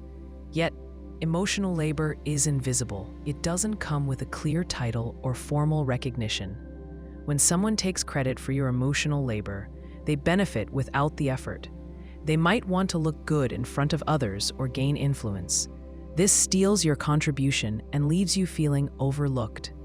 It also sends a message that your work isn't valuable. Sometimes, people don't realize they're taking credit. They see the positive outcome and assume they are responsible. Other times, it's a deliberate move to gain advantage or avoid doing the hard emotional work themselves. To handle this, start by acknowledging your own efforts. Recognize the work you do, even if others don't. You know the role you play, and that awareness matters. Write down what you contribute to remind yourself of your value. If it feels safe, address the issue with the person taking credit. You might say, "I notice you mentioned the success, but I want to share that I helped manage the team's emotions before the meeting." This statement is clear and factual. It points out your role without attacking. In some cases, you may need to talk to a manager or leader. Explain how emotional labor affects your work and why recognition matters. Leaders who understand emotional labor can help create fairer environments. If the person continues to take credit, consider setting boundaries. You might limit how much emotional labor you do around them, or choose when and how to share your efforts. Protecting your energy is important. Also, support others who do emotional labor. When you see someone helping behind the scenes, acknowledge it openly. This creates a culture where emotional work is respected. Feeling invisible because someone else takes credit for your emotional labor is painful, but your work is real and important. Standing up for yourself and seeking fair recognition helps you keep control of your contributions. It builds respect for the emotional effort that holds relationships and teams together. You find yourself in a conversation where people stick to small talk. They talk about the weather, recent movies, or what they had for lunch. Meanwhile, you want to dive deeper. You crave a real conversation about ideas, feelings, or life experiences. Small talk feels shallow and unsatisfying. Imagine you meet a friend for coffee. You hope to discuss something meaningful, like a recent challenge or a goal you're working toward. Instead, the conversation stays light and surface level. They ask, "How's work?" And when you give a simple answer, they move on quickly. You want to say more, but feel there isn't space for it. Small talk has a purpose. It helps people connect quickly, avoid awkwardness, and build comfort. It's the social grease that keeps interactions smooth. But when you want to explore real thoughts or emotions, small talk can feel like a barrier. It blocks the chance for genuine connection. Sometimes, people stick to small talk because they don't know you well or aren't ready to open up. They might fear judgment or don't have the words to share deeper feelings. Other times, they prefer to keep things casual and avoid heavy topics. Everyone has different comfort levels. If you want to move beyond small talk, you can try asking open-ended questions. Instead of "How was your day?" ask, "What was the most interesting part of your day?" or "What's been on your mind lately?" These questions invite longer, more thoughtful answers. You can also share something personal to encourage depth. For example, say, "I've been thinking about a big change I want to make. Have you ever faced a moment like that?" This shows vulnerability and signals you want more than a simple exchange. Sometimes people respond well to this and join you in deeper conversation. Other times, they stick to small talk. If that happens, don't take it personally. It might mean they aren't ready or interested in deeper talk at that moment. If you often find yourself craving depth but getting small talk, it helps to seek out like-minded people. Join groups or activities focused on meaningful discussion, like book clubs or workshops. Surrounding yourself with others who value depth makes it easier to have the conversations you want. It's also okay to accept small talk when that's what's available. Not every conversation needs to be deep. Small talk can build comfort and set the stage for more meaningful talks later. Feeling stuck with small talk when you want depth can feel lonely. But by asking better questions and sharing more of yourself, you create space for richer connection. Over time, you find people who match your desire for real conversation. You start to say something, and before you finish, someone jumps in and finishes your sentence for you. But what they say doesn't match what you meant. It can feel frustrating or even insulting. You wanted to express your own thought, but they took it over and changed it. Imagine you talk about a plan you have. You say, "I think we should focus on," and someone interrupts with, "the marketing strategy first." But your real point was about customer feedback, not marketing. Now, the conversation moves away from what you intended. You feel misunderstood and ignored. When someone finishes your sentences incorrectly, it shows they aren't fully listening. They assume they know what you want to say without waiting. This can come from impatience or wanting to appear helpful. Sometimes they just want to speed up the conversation or think they are being clever. This behavior can make you hold back your thoughts. If you expect people to interrupt or change your meaning, you might stop sharing ideas openly. It hurts communication and trust. If it happens often with the same person, it helps to speak up calmly. You could say, "I'd like to finish my thought before you jump in. I want to be sure I say what I mean." This tells them you need space to express yourself without being rushed. You can also correct them gently when they get it wrong. For example, "Actually, I was going to say that customer feedback is the priority, not marketing." This clarifies your point and guides the conversation back on track. Sometimes, people finish your sentences because they want to connect or show understanding. They may not realize it frustrates you. Letting them know how you feel helps them adjust. In group settings, this behavior can be more common. People want to keep discussions moving or show they're paying attention. But it still disrupts your voice.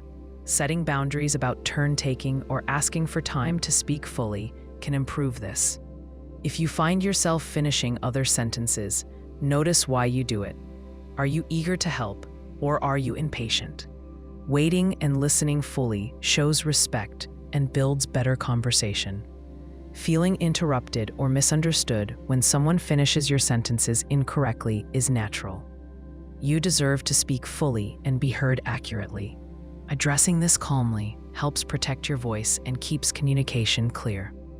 You talk to someone about a problem or concern, hoping they will listen and understand. Instead, they respond like they are trying to fix you or control your feelings.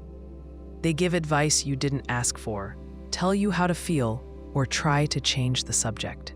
You feel like you're being handled, not heard. Imagine you share with a friend that you're stressed about work. Instead of letting you explain, they say, "You need to relax," or "Just don't worry about it." They don't ask how you feel or what you want to say. Their response feels like they want to manage your emotions instead of listening to them. You feel dismissed. When someone handles you instead of hearing you, They treat your feelings as a problem to solve. They focus on their solution rather than your experience. This can happen because they want to help, but it ends up shutting down real connection. You might hear phrases like, "You're overreacting," or "Let me help you see the bright side." These comments move the conversation away from your true feelings. They imply your feelings aren't valid or need changing. This makes it hard to open up honestly. In work settings, managers or colleagues may handle you when you bring up concerns. They might jump to solutions without understanding your point fully. For example, you express frustration about a deadline, and they immediately offer to redistribute your tasks. While the offer might help, it ignores your need to feel heard first. When you feel handled, it helps to say what you need. For example, "I'm not looking for advice right now. I just want to share how I feel."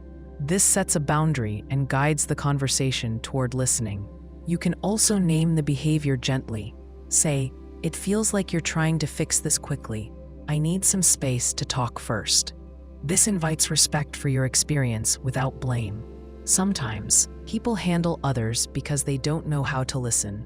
They might feel uncomfortable with emotions or want to move the conversation forward.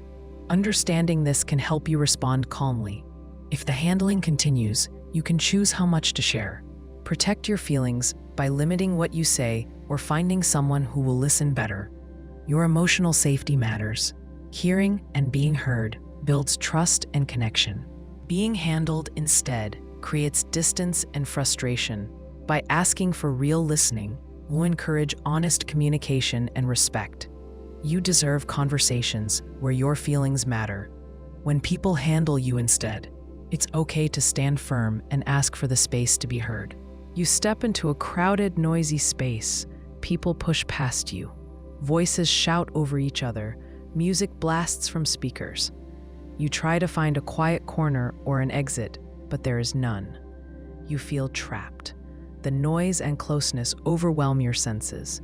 Your chest tightens and your mind races.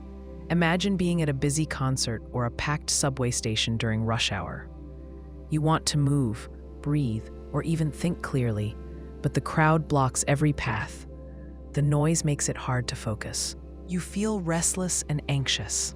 The energy around you is heavy, and there's no relief. Crowded, noisy places with no escape can trigger stress. Your body reacts as if there is danger. The constant noise and lack of space overwhelm your ability to stay calm. You might feel tense, irritable, or even panicked. This happens because your brain struggles to process so many sounds and movements at once. Some people handle this better than others. If you're sensitive to noise or crowding, these spaces can be exhausting. You might avoid social events, public transport, or busy malls because they drain your energy. When you find yourself stuck in such a place, it helps to focus on small things you can control. For example, look for a wall or a corner to stand against. This gives you a sense of boundary and safety. You can also try deep, steady breathing to calm your nervous system. If possible, use noise-canceling headphones or earplugs. They reduce the volume and help your mind relax. Even listening to soft music or white noise through earbuds can create a bubble of quiet. Planning ahead also makes a difference. If you know you'll be in a crowded place, prepare an escape route or time your visit during less busy hours. Bring a trusted friend who understands your needs and can support you.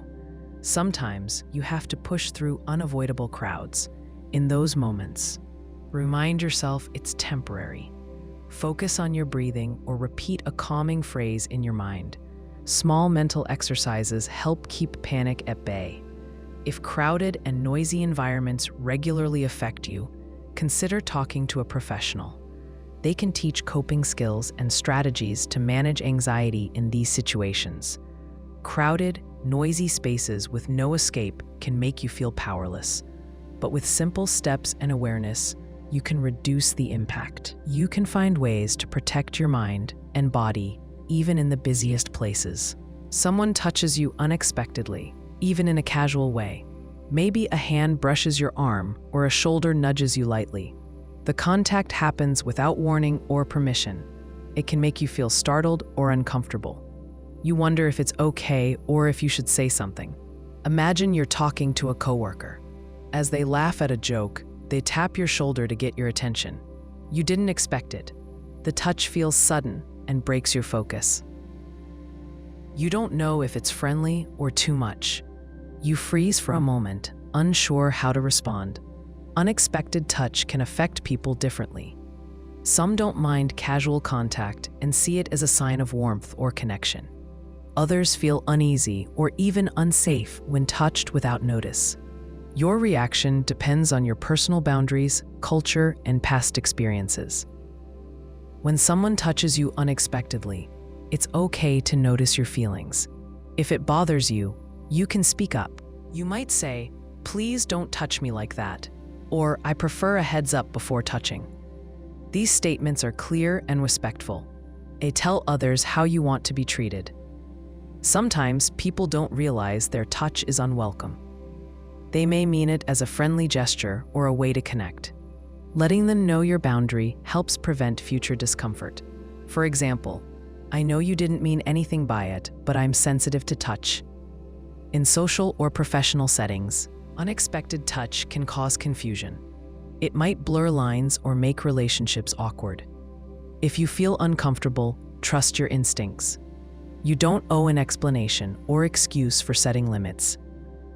If the touch comes from someone you don't know well or trust, it's especially important to protect yourself.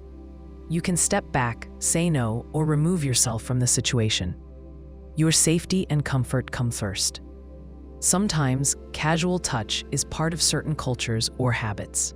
Understanding these differences helps, but your boundaries still matter.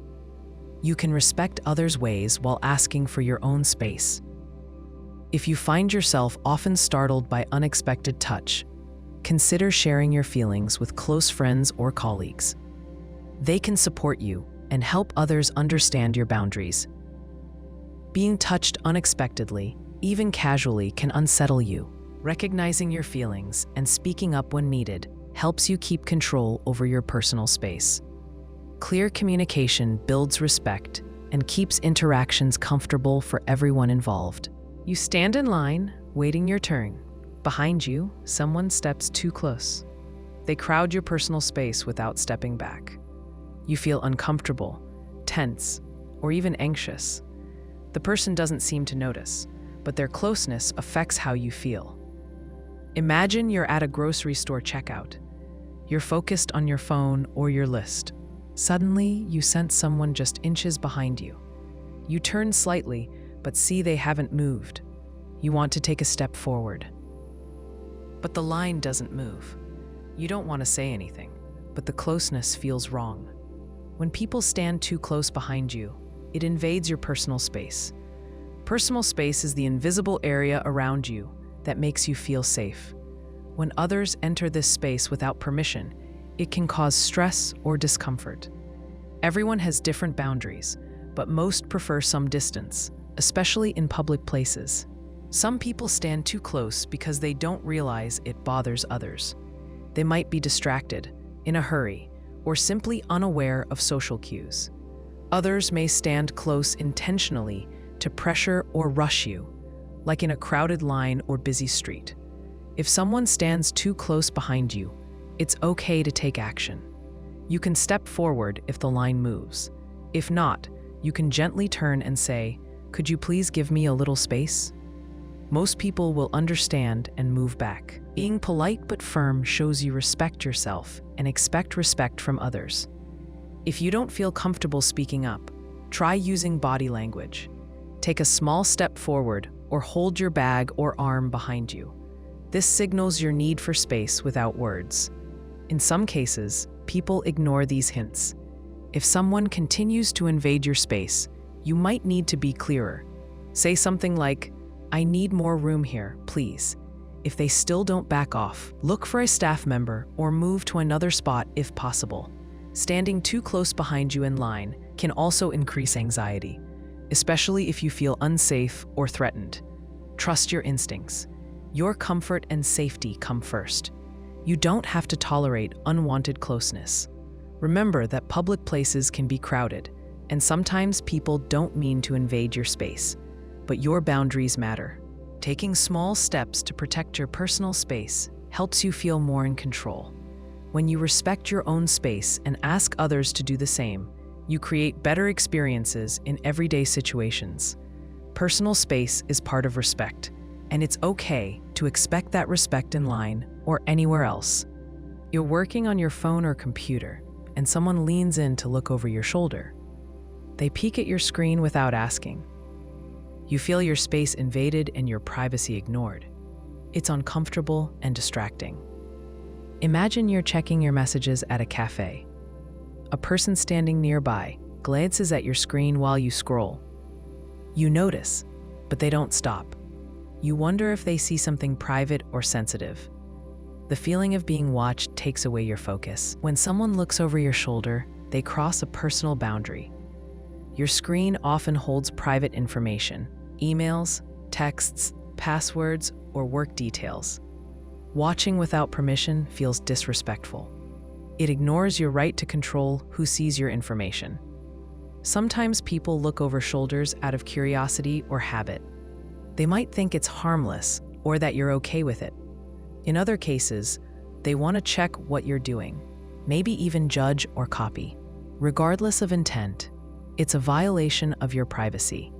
If this happens, you have the right to speak up. You can say, "Could you please give me some space?" Or, "I'm working on something private." These statements are clear and polite.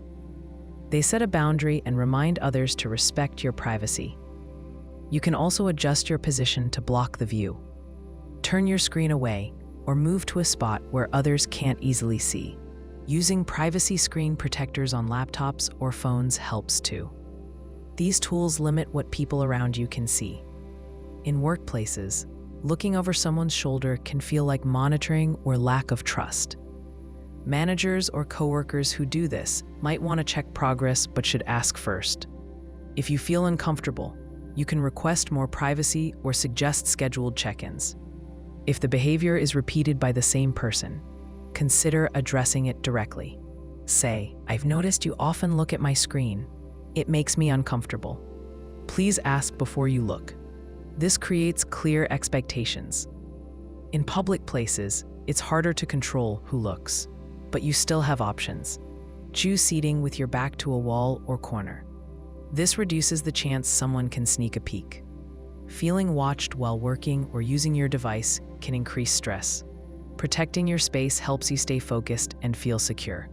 Respect for privacy is important.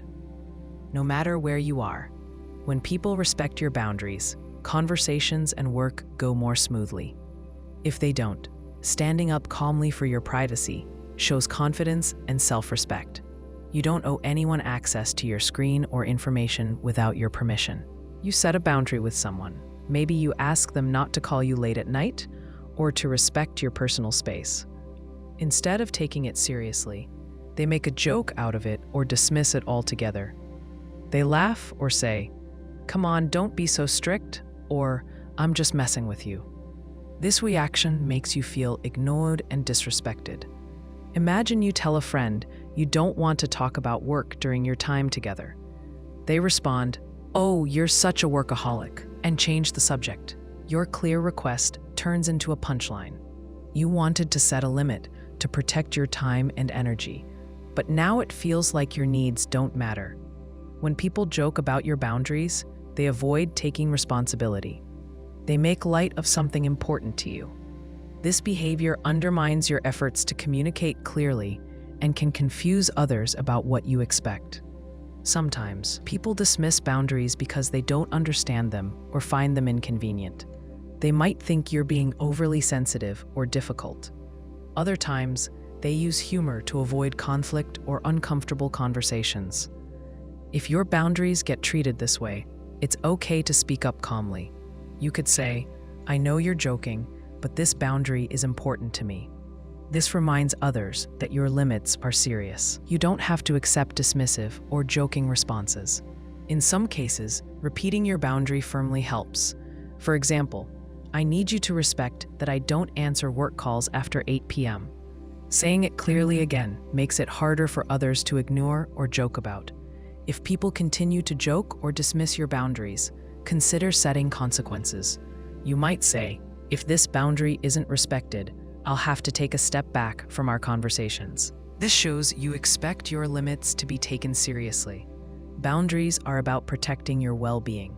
When others joke or dismiss them, it can wear down your confidence and make you question your needs. Remember that your boundaries are valid, even if others don't agree. At work, joking about boundaries can harm professional relationships. If a coworker ignores your request to avoid late emails and then jokes about it, it reduces trust. It's important to maintain clear, respectful communication about limits in any setting. When you set boundaries, you teach others how to treat you. If they respond with jokes or dismissal, they are choosing to ignore that lesson. Standing firm helps build respect over time. Your boundaries deserve to be taken seriously. They are not a joke or a challenge. Speaking up calmly and clearly helps protect your space and shows others you expect respect. Someone tells you to smile or to cheer up when you don't feel like it. They say it as if your feelings are wrong or as if smiling will fix everything. You might be upset, tired, or just not in the mood. Being forced to smile or act happy feels like they don't respect how you really feel. Imagine you had a bad day at work. You come home quiet and tired. A family member says, "Why don't you smile? Cheer up." You want to explain that you're stressed, but their words push you to hide your feelings. You feel like your emotions aren't valid and that you have to pretend. When people force you to smile or cheer up, they ignore your experience. They expect you to act a certain way to make them comfortable. This puts pressure on you to hide real emotions. It can feel like your feelings are a problem instead of something to understand. Sometimes, people say cheer up because they don't know how to help. They want to make things better but don't know how to support you. Other times, they want to avoid discomfort or sadness and hope a smile will change the mood. They may think they're being kind, but miss the point. Being told to smile when you don't want to can make you shut down. You might stop sharing how you feel because you don't want to face those comments again. This hurts your mental health and your relationships. If someone tells you to smile or cheer up, it's okay to say how you really feel. You can say, "I'm not ready to smile right now," or "I need some time to process my feelings." These statements are honest and help others understand your needs. You can also explain what you want instead. For example, "I'd rather just talk about what's bothering me than be told to cheer up." This sets a boundary and guides the conversation towards support instead of pressure. Sometimes people need to learn that emotions are not problems to fix quickly. They need patience and listening. When you set this expectation, you teach others how to be there for you.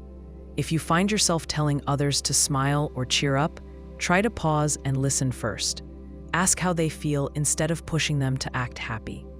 This helps build trust and genuine connection. Being forced to smile or cheer up ignores your true feelings. Your emotions deserve space, respect, and understanding. You don't owe anyone a smile when you're hurting. Expressing how you really feel is a sign of strength and honesty. Someone comments on your body or appearance without being asked. They might say, "You should lose some weight," or "That outfit doesn't really suit you." These remarks come out of nowhere and feel intrusive. You didn't ask for their opinion, yet they offer it anyway. It can make you feel self-conscious or upset. Imagine you're at a family gathering and a relative tells you you've gained a bit of weight. You weren't thinking about it or asking for advice. Their comment makes you uncomfortable. You wonder if they see you differently now, or if they always judged your appearance. Unsolicited advice about your body or looks ignores your feelings and boundaries. It assumes you need fixing or improving. People who give this kind of advice often think they are helping, but their words can harm your self-esteem. Sometimes, people offer advice because they believe they know better or care about you. They may think they are being kind or honest. Other times, they might want to start a conversation or feel the need to control. Regardless of intent, these comments can come across as rude or disrespectful. When you get unsolicited advice, it's okay to set limits. You can say, "I'm happy with how I look, thanks," or "I didn't ask for advice about my body." These responses are simple and direct. They tell others that your appearance is not open for discussion unless you invite it. If you feel comfortable, you can also explain how their comments affect you. For example, when you comment on my weight, it makes me feel judged. This helps others understand the impact of their words. At work or social settings, unsolicited advice about appearance can be especially inappropriate. It creates an uncomfortable environment and can cross professional boundaries. If it happens repeatedly, you might need to talk to a supervisor or HR. Sometimes you may receive advice from people you trust, like close friends or family. Even then, it's okay to remind them to respect your boundaries. Good relationships allow space for your feelings and choices. If you find yourself giving unsolicited advice, pause and think. Ask yourself if the other person wants to hear it or if it's your place to comment. Respecting others.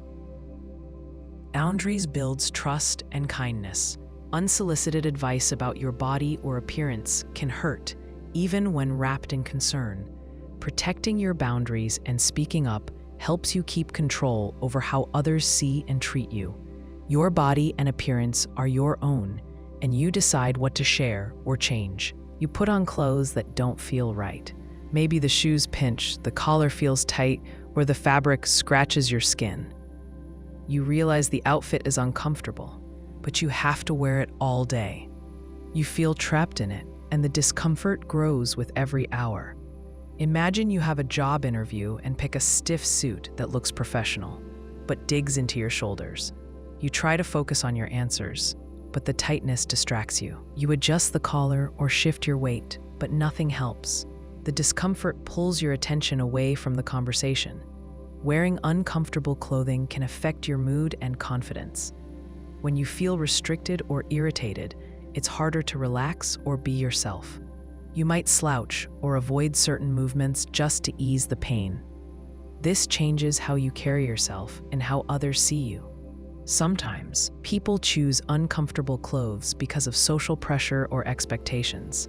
They want to look a certain way for work, an event, or society's standards. They sacrifice comfort to fit in or appear professional. This trade-off often feels necessary, but comes at a cost. If you find yourself stuck in uncomfortable clothing, try small ways to ease the strain. For example, loosen a tight button, roll up sleeves, or switch to softer underlayers. Even small adjustments can make a big difference in comfort. If you can, plan ahead to wear clothes that fit well and feel good. When shopping, check how fabric feels against your skin and how clothes move with you. Choose items that balance style and comfort. At work, dress codes can limit your options. Still, you can find ways to make your outfit more comfortable. Consider shoes with cushioned insoles or breathable fabrics. Taking breaks to stretch or move helps ease tension too. Sometimes you wear uncomfortable clothes for short periods. For example, a formal event or ceremony. Knowing the time limit can make the discomfort easier to bear. You can prepare mentally and plan some relief afterward, like changing into something cozy. If uncomfortable clothing affects your health, like tight shoes causing blisters or tight collars making it hard to breathe, it's important to speak up or find alternatives. Your well-being matters more than appearances. Feeling stuck in uncomfortable clothes reminds you how physical comfort supports mental focus and confidence. When you dress with care for your body, you show respect for yourself. Comfort doesn't mean you have to give up style. It means finding what works for you. Next time you dress for an important day, remember how comfort matters. Choosing clothes that fit your body and your needs helps you move through the day with more ease and confidence. You sit quietly, lost in thought or simply enjoying a moment of calm. Someone notices your silence and asks, "What's wrong?" Their question assumes that quiet means trouble. You might feel misunderstood or pressured to explain yourself, even though nothing is wrong. Imagine you're sitting with friends, watching a movie.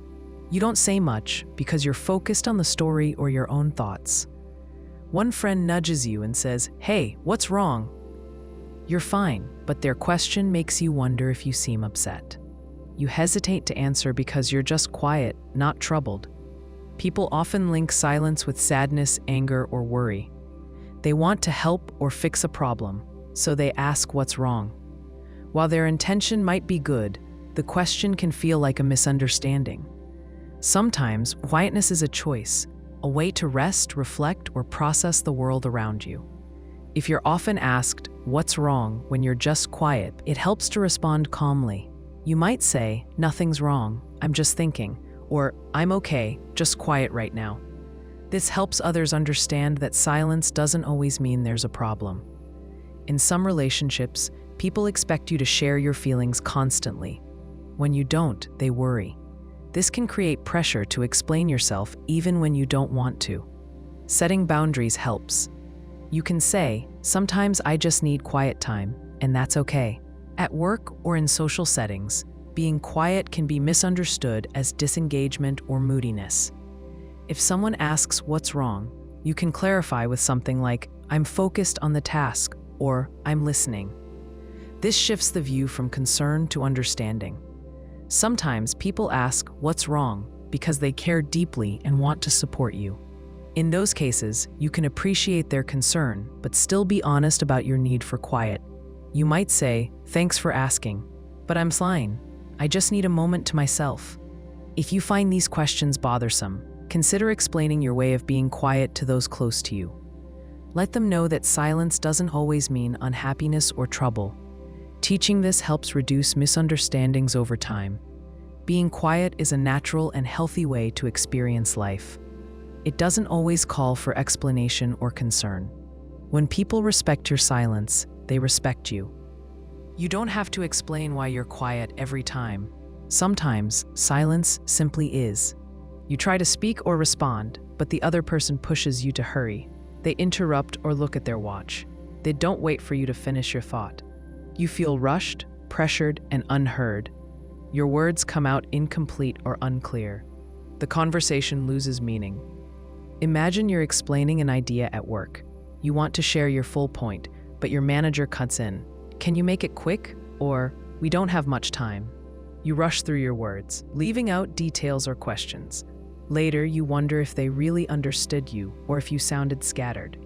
Feeling rushed to speak or respond makes you anxious. It can cause you to stumble over words or second-guess yourself. You may stop sharing your thoughts altogether.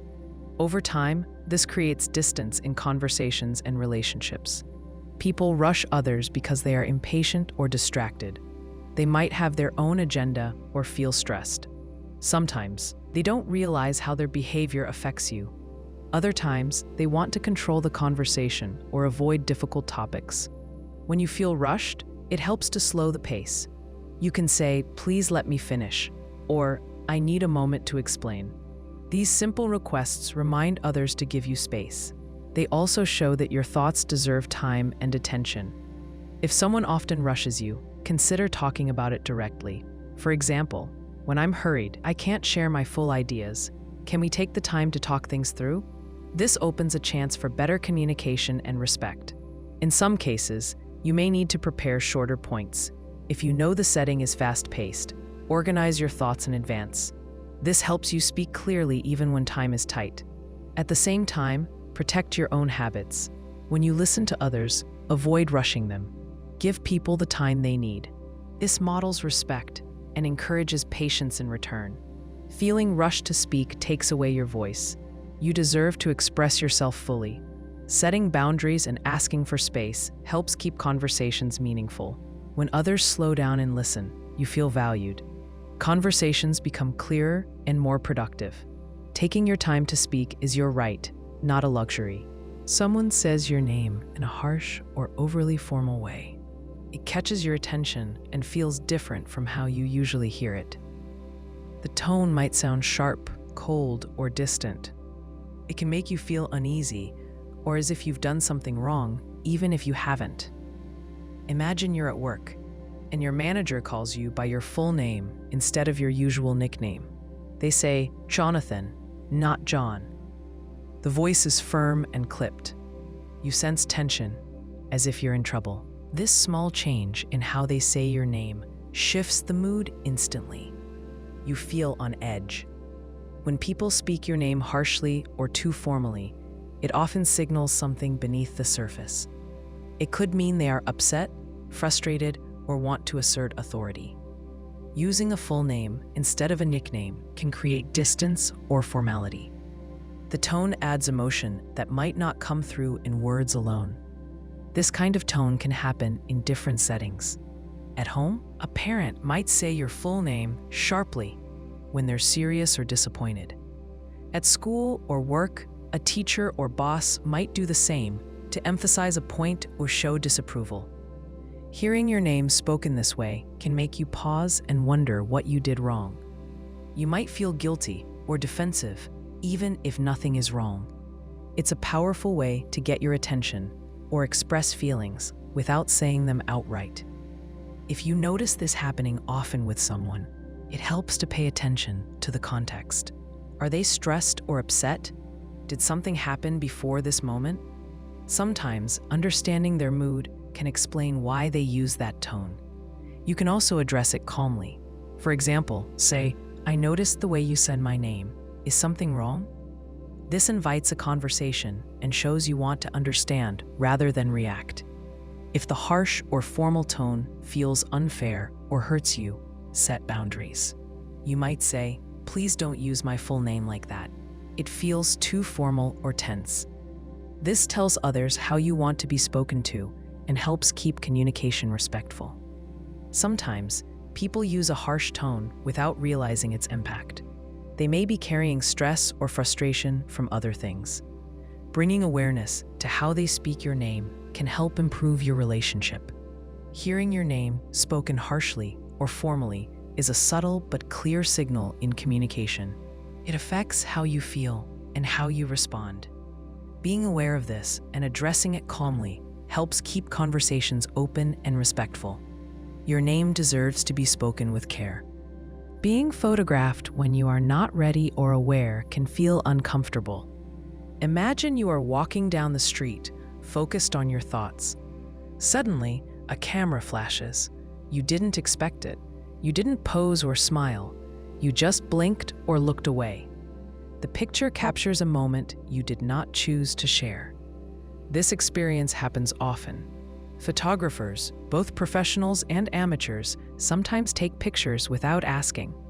They may think the photo is interesting or funny. Others might want to capture a natural moment, but this can invade your privacy. When a photo is taken without warning, you lose control over how you appear. One common scenario is at public events. You might be at a concert or a park enjoying your time. Someone points a camera in your direction and clicks. You don't even notice. Later, you might see your image on social media or a website. This can feel surprising or upsetting. You never agreed to be part of that photo. In some cases, people take pictures in places where you expect privacy. For example, in a gym or a changing room.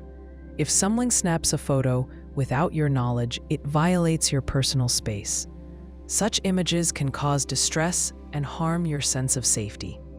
Photographs taken without your awareness also affect how others see you. The camera captures a split second. It might catch a strange expression or an awkward posture. Without a chance to prepare, your face may show surprise, confusion, or even annoyance. People who see the photo may judge you based on this brief moment, which does not represent who you really are. Consider a workplace example. You are in a meeting, concentrating on a presentation. A coworker quietly takes a photo of you, looking serious or tired. That photo might end up in an email or on a social platform. It could give the wrong impression about your attitude or energy at work. You had no chance to control how you appeared. When you know a photo will be taken, you can prepare. You adjust your posture, smile, or choose your outfit. This gives you some control over your image. But when the photo comes without warning, you lose this control. It can feel like your personal boundaries were crossed. Technology also plays a role. Smartphones and small cameras are everywhere. People can take photos quickly and share them instantly. This makes it harder to avoid being caught on camera. In public places, there is little chance to stop someone from snapping a picture. However, not all unexpected photos are negative. Sometimes, candid shots capture real emotions and moments. A child's laugh, a surprising reaction, or a natural gesture can be beautiful. But even then, the subject should ideally be aware and agree to the photo being taken or shared. Some laws protect people from unwanted photos. For example, in many places, it is illegal to take photos in private spaces without permission. But in public, the rules are looser. This means you often have fewer rights if you are in a park or on the street. Still, ethical behavior suggests asking before taking close-up photos of strangers. If you find yourself photographed without consent, you can speak up. You might ask the person to delete the photo or not to share it. Most people will respect your wishes if you explain how it makes you feel. Being clear and calm helps in these situations. In summary, being photographed when you are not ready can take away your sense of control and privacy. It can affect how you look to others and how you feel about yourself. While some candid photos are harmless or even nice, many people prefer to know when they are being photographed. Asking for permission is a simple way to respect others and their boundaries. When someone takes your seat or moves your things without asking, it can feel frustrating. Imagine you come back to a coffee shop table where you left your bag and jacket. You find someone sitting in your seat. Your things are pushed to the edge or even moved to another chair. This situation makes you uncomfortable. You did not expect to find your space disturbed. This happens often in shared places like offices, libraries, or public transport. People sometimes assume a seat is free if it looks empty. They don't see your belongings or ignore them. When they sit down or move your things, they cross an invisible boundary. This boundary is about respect for personal space and property. For example, picture a busy office with hot desks. You arrive early and pick a spot near the window. You set your laptop, notebook, and coffee cup on the desk. You leave for a quick break, trusting no one will touch your things. When you return, your chair is taken by someone else. Your items might be scattered or moved to another table. You feel upset because your work area is disturbed. You have to ask for your seat back or find a new place to work. Moving things without permission also creates problems. When your belongings are shifted, you may lose track of important items. A phone charger, keys, or papers can disappear or get damaged. This adds stress to an already busy day. It can also cause delays as you need to reorganize your space. On public transport, seat disputes are common. You board a crowded bus or train and spot a free seat with a jacket or bag on it. You might hesitate to sit there, unsure if the seat is really taken. Someone else might sit there too, thinking the same thing. This confusion can lead to awkward moments or arguments. People often expect the owner of the belongings to return soon. But without clear communication, everyone feels uncertain. Sometimes, people move your things because they think they are helping. For example, someone might clear a chair for you or make space on a table. While their intentions might be good, it still feels invasive if they don't ask first. It's better to check before touching someone's belongings. A simple "is this seat taken?" or "can I move your bag?" shows respect. This kind of situation happens in classrooms too. Students leave backpacks or jackets on seats to save them for friends. When others sit there, the owner might come back to find their spot taken. It creates tension and sometimes arguments. Teachers often remind students not to save seats this way, but it still happens. At home, it can be just as upsetting. Imagine you put your phone or glasses on the kitchen table. A family member moves them without telling you. Maybe they needed space or thought the item was in the way. You lose track of your things or have to ask where they are. This breaks the quiet trust about respecting each other's stuff. When someone takes your seat or moves your things without asking, how you react matters. You can speak up calmly. Saying something like, "Hey, that's my seat," or "Please don't move my stuff without asking," sets clear boundaries. People often don't realize the impact of their actions until someone points it out. If you notice your belongings moved regularly, it might help to find a better way to mark your space. For example, leaving a note or placing items clearly in the center of a seat or table signals ownership. In offices, using name tags or desk signs can prevent confusion. Sometimes the best approach is understanding. Maybe the person did not mean to cause trouble. They might be in a rush or distracted. They might not know your habits or preferences. Explaining your feelings calmly can improve the situation for everyone. In summary, taking someone's seat or moving their belongings without permission breaks unspoken rules about respect. It disturbs personal space and can cause confusion or stress. Clear communication and simple questions help avoid these problems. Being aware of others' needs in shared spaces makes everyone feel comfortable. Noise pollution comes from sounds that interrupt your peace or focus. Some noises are natural and expected, like birds chirping or rain falling. But others, like loud chewing or ticking clocks, can be hard to ignore. These sounds distract you and may cause irritation or stress. Imagine you are trying to work in a quiet room. Someone nearby chews their food loudly. Each crunch and smack feels louder than normal. You try to focus on your task, but the noise keeps pulling your attention away. The sound repeats over and over. It makes concentrating difficult. Loud chewing is a common complaint. It happens in offices, classrooms, and homes. When people eat with their mouths open or smack their lips, it creates sharp noises. For some, this noise triggers discomfort or even anger. This reaction is linked to a condition called misophonia, where certain sounds cause strong emotional responses. Another example is the ticking of clocks. In a quiet space, the ticking sound can become very noticeable. Some clocks tick loudly with a steady tick-tock. This noise might seem small, but over time it wears on your nerves. If you are trying to read, write, or sleep, a ticking clock can break your concentration. Noise pollution also includes tapping fingers, clicking pens, or constant humming from machines. These sounds fill a space and make silence hard to find. They add up, creating a noisy background that makes relaxing or working difficult. In public places, noise pollution can be worse. A busy cafe might have music playing, cups clinking, and people talking loudly. If one person chews loudly at a table, the sound spreads. You might feel uncomfortable, but unsure how to respond. Speaking up about noise can feel awkward or rude. At home, noise pollution affects your comfort. A roommate might watch videos without headphones or play games with loud sound effects. These noises interrupt your quiet time or sleep.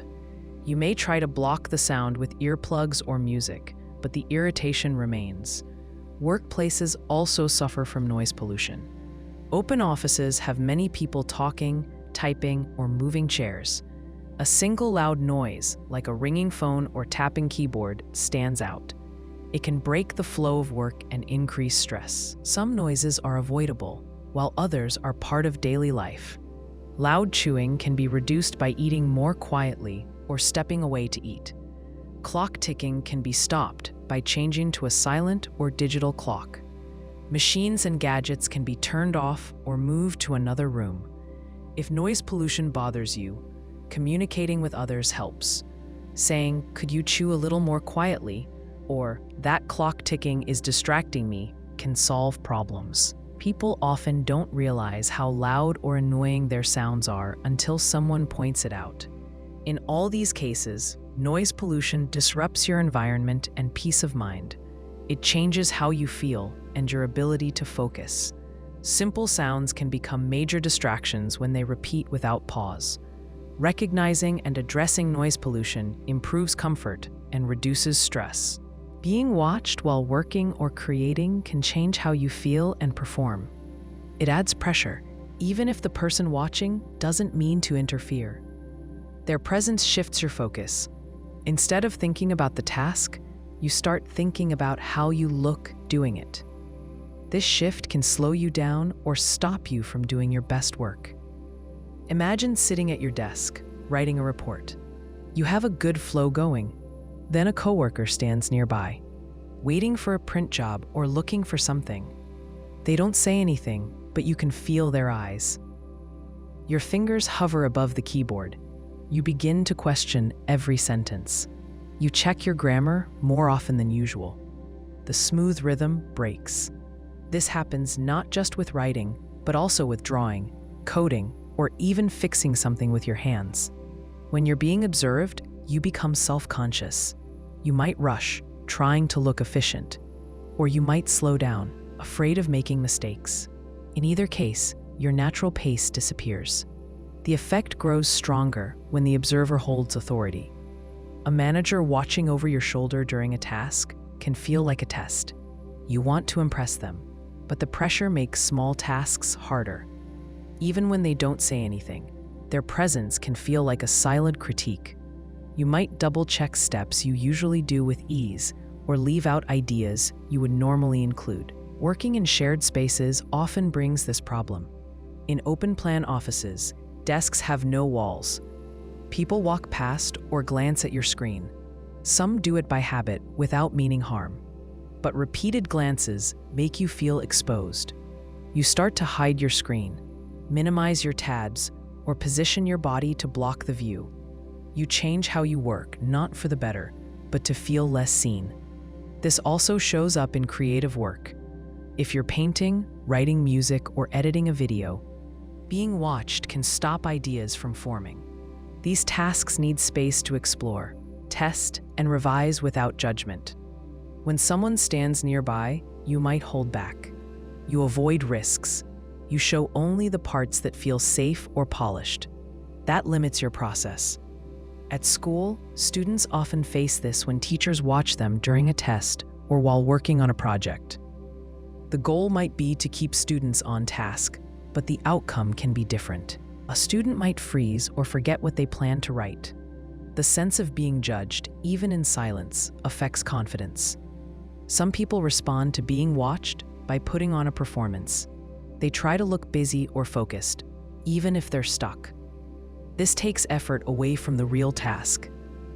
Over time, it drains energy and builds stress. You may feel tired not because the work is hard, but because you've been performing a version of yourself the whole time. There are ways to deal with it. Changing your seat, using noise-canceling headphones, or setting clear times for solo work helps. You can also speak up. Saying, "I do better when I have some space to focus," is honest and fair. Most people understand once they know how it affects you. In shared or monitored environments, it's hard to avoid being seen. But being constantly watched doesn't always lead to better results. People need space to think and work without pressure. A quiet corner, a closed door, or just being left alone for a stretch of time can improve both focus and quality. Everyone works better when they feel trusted. Being praised for something you don't value can feel confusing.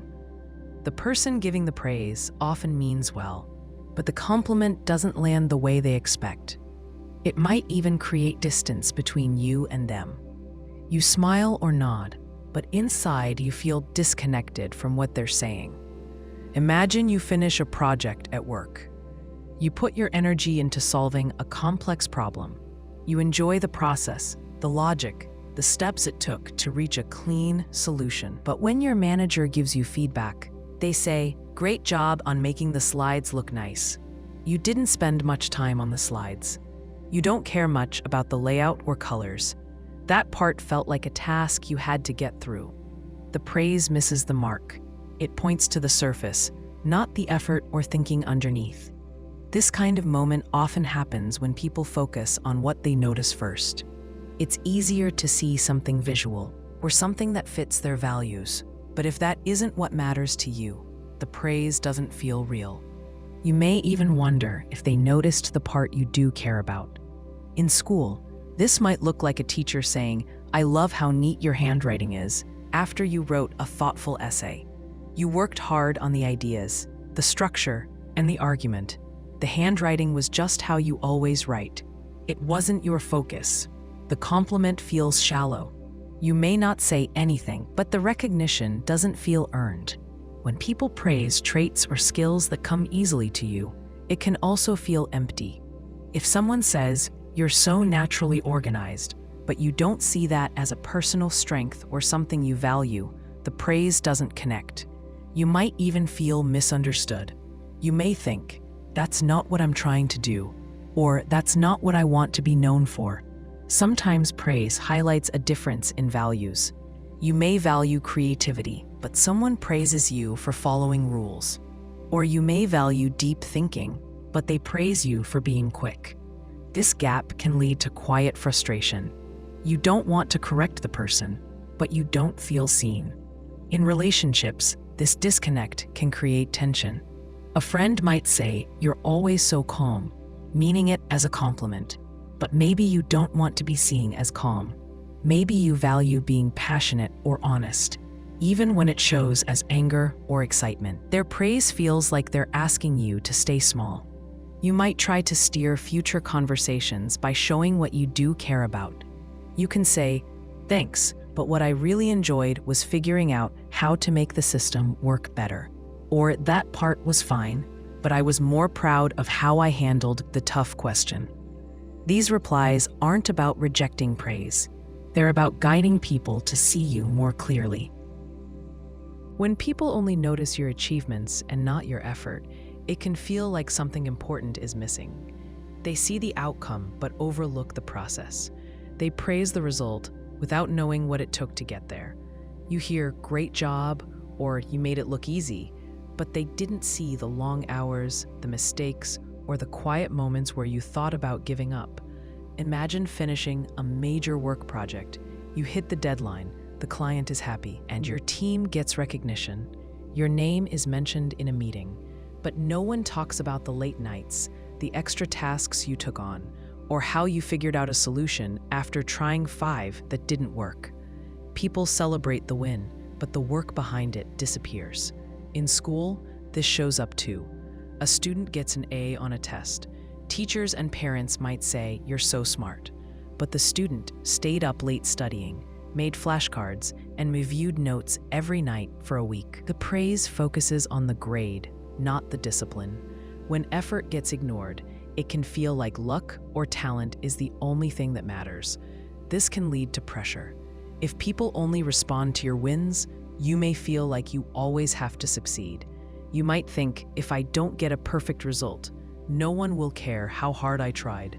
That creates stress. You start working not just to improve, but to prove yourself.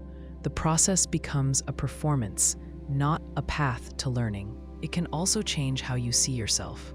You may start to hide your struggles or avoid asking for help. You want to keep up the image others expect. If they think you're always strong, always capable, you might feel like showing effort means showing weakness. This keeps you from being honest about what you need. Sometimes people praise the end result because they don't know the full story. They weren't there for the planning, the setbacks, or the work behind the scenes. Other times, they focus on achievements because results are easier to measure. It's simple to say, "You won," or "You finished." It takes more thought to say, "You showed real focus when it got hard," or "You kept going when it didn't look like it would work out." In group projects or creative work, this shows up when one person gets the spotlight. The final product might have your name on it, but someone else handled hours of editing, research, or coordination. When effort is invisible, it gets forgotten. You can't always make people notice effort, but you can talk about it. When someone says, "You did great," you can say, "Thanks, it took a lot to get there." That one sentence adds context. It reminds people that behind every win, there's a road they didn't walk. It helps shift the focus from just what you did to how you did it. Being reminded of a trait you were shamed for as a child can bring back old discomfort, even if the person bringing it up doesn't mean harm. The comment might sound casual or even friendly, but it touches something deeper. It takes you back to a time when that part of you felt wrong. Imagine you were a quiet child. Adults told you to speak up or stop being shy. Maybe classmates laughed when you didn't answer fast enough or said you were too quiet. Over time, you learned to hide that part of yourself. You stayed quiet, not because it felt natural, but because it felt safer. Now, as an adult, someone says, "You're still so quiet," with a smile. They don't know your history, but you feel it. You remember what it felt like to be judged for something you couldn't help. Or maybe you were loud, full of energy. You asked lots of questions, spoke often, and moved around a lot. Adults told you to calm down, to be less too much. You got in trouble for talking too much or laughing too loud. Years later, someone says you've always been a handful during a casual conversation. The words seem small, maybe even affectionate, but the meaning lands hard. You hear the echo of past shame. Sometimes the trait isn't about how you speak or act. It could be about how you look, how you learn, or what you care about. If you were sensitive and cried easily, people might have called you dramatic. If you like to work alone, they might have called you distant. If you paid close attention to details, they might have said you were obsessive. When someone points out that same trait now, even kindly, you feel exposed. It reminds you of when it wasn't okay to be that way. This kind of reminder doesn't always come from others. Sometimes it comes from yourself. You might react strongly to a situation and think, "There I go again, being too emotional." Not because it's true now, but because that's what you were told then. Childhood messages stick. When they're tied to shame, they show up even years later. The hard part is that traits often don't go away. You may grow and adapt, but some parts of you stay the same. What changes is how you understand them. The trait you were shamed for might now be a strength. Being quiet can mean you listen well. Being loud can mean you bring energy to a room. Being sensitive can mean you notice what others miss. But those old messages can still shape how you hear feedback. When someone reminds you of the trait, it can help to pause before reacting. Ask yourself if the comment reflects the present or if it just woke up an old feeling. You might choose to say nothing. Or you might say, "I used to get teased for that," to give them context. That small truth can shift the moment and remind you that this part of you deserves to exist. Not knowing where you stand with someone creates tension. You move through each interaction unsure how to act. You watch for clues, try to read tone, guess what the other person really thinks. You replay past conversations, looking for signs you missed. It can make even small moments feel uncertain. Imagine working with a colleague who gives mixed signals. One day they laugh at your jokes, ask for your input, and seem relaxed around you. The next day, they keep their distance, avoid eye contact, and speak in short answers. You wonder if something changed. You start to check your own behavior. Did you say the wrong thing? Did you take too much credit? You don't know, and they're not saying. This kind of guessing wears you down. You adjust your behavior in small ways. Less talk, more caution. You avoid topics. You hold back questions. The work still gets done, but there's a layer of stress underneath. You're not just doing your job. You're also trying to manage a relationship without clear signals. In friendships, this can feel even more personal.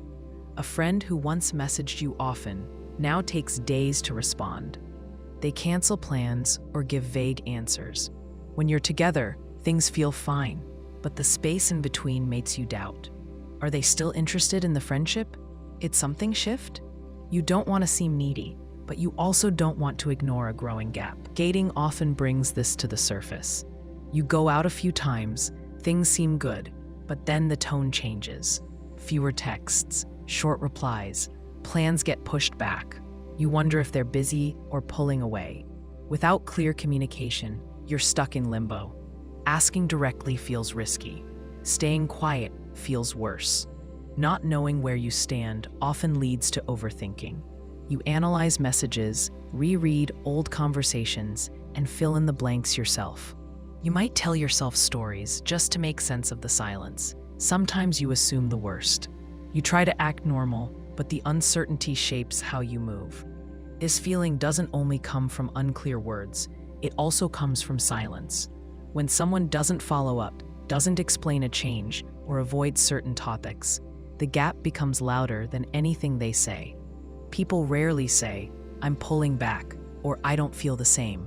They just drift. And you're left trying to keep the shape of something that's no longer clear. In work or creative settings, unclear standing can stall progress. If a manager praises your work but never gives specific feedback, you don't know what to improve.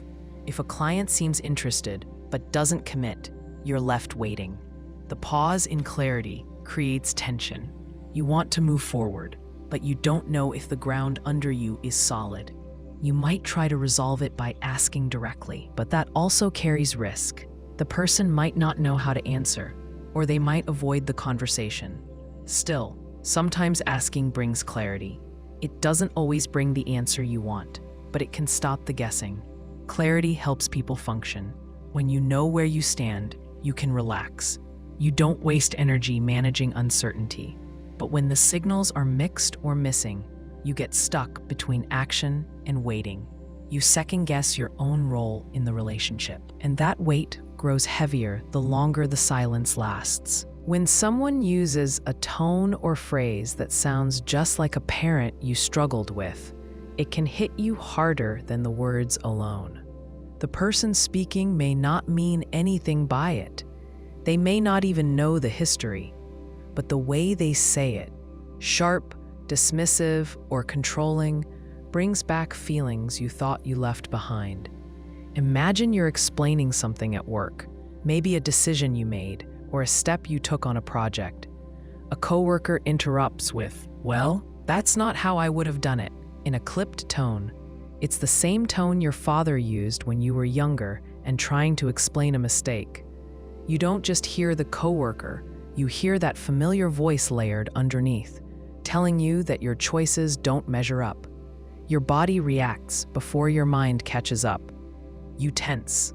You go quiet. You replay the moment long after it ends. Sometimes it's not the tone, but a phrase. Maybe it's something like, "Because I said so," or "You always do this." The person saying it doesn't know how often you heard those exact words as a child. They don't see the history loaded into that short sentence. To them, it's just a way to make a point or end a discussion. But to you, it brings back moments where you felt small, unheard, or controlled. The reaction can feel sudden and out of proportion. A casual phrase pulls you into a memory you didn't ask for. You might freeze, snap back, or withdraw. You might not even realize why the moment hit so hard until later. That's what happens when someone touches a wound, even by accident.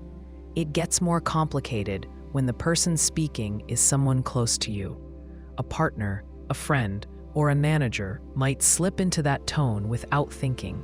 They may be repeating what they heard growing up, using the same habits without knowing the impact. If you tell them, "That sounds just like my mother when she used to shut me down," they might be surprised or defensive.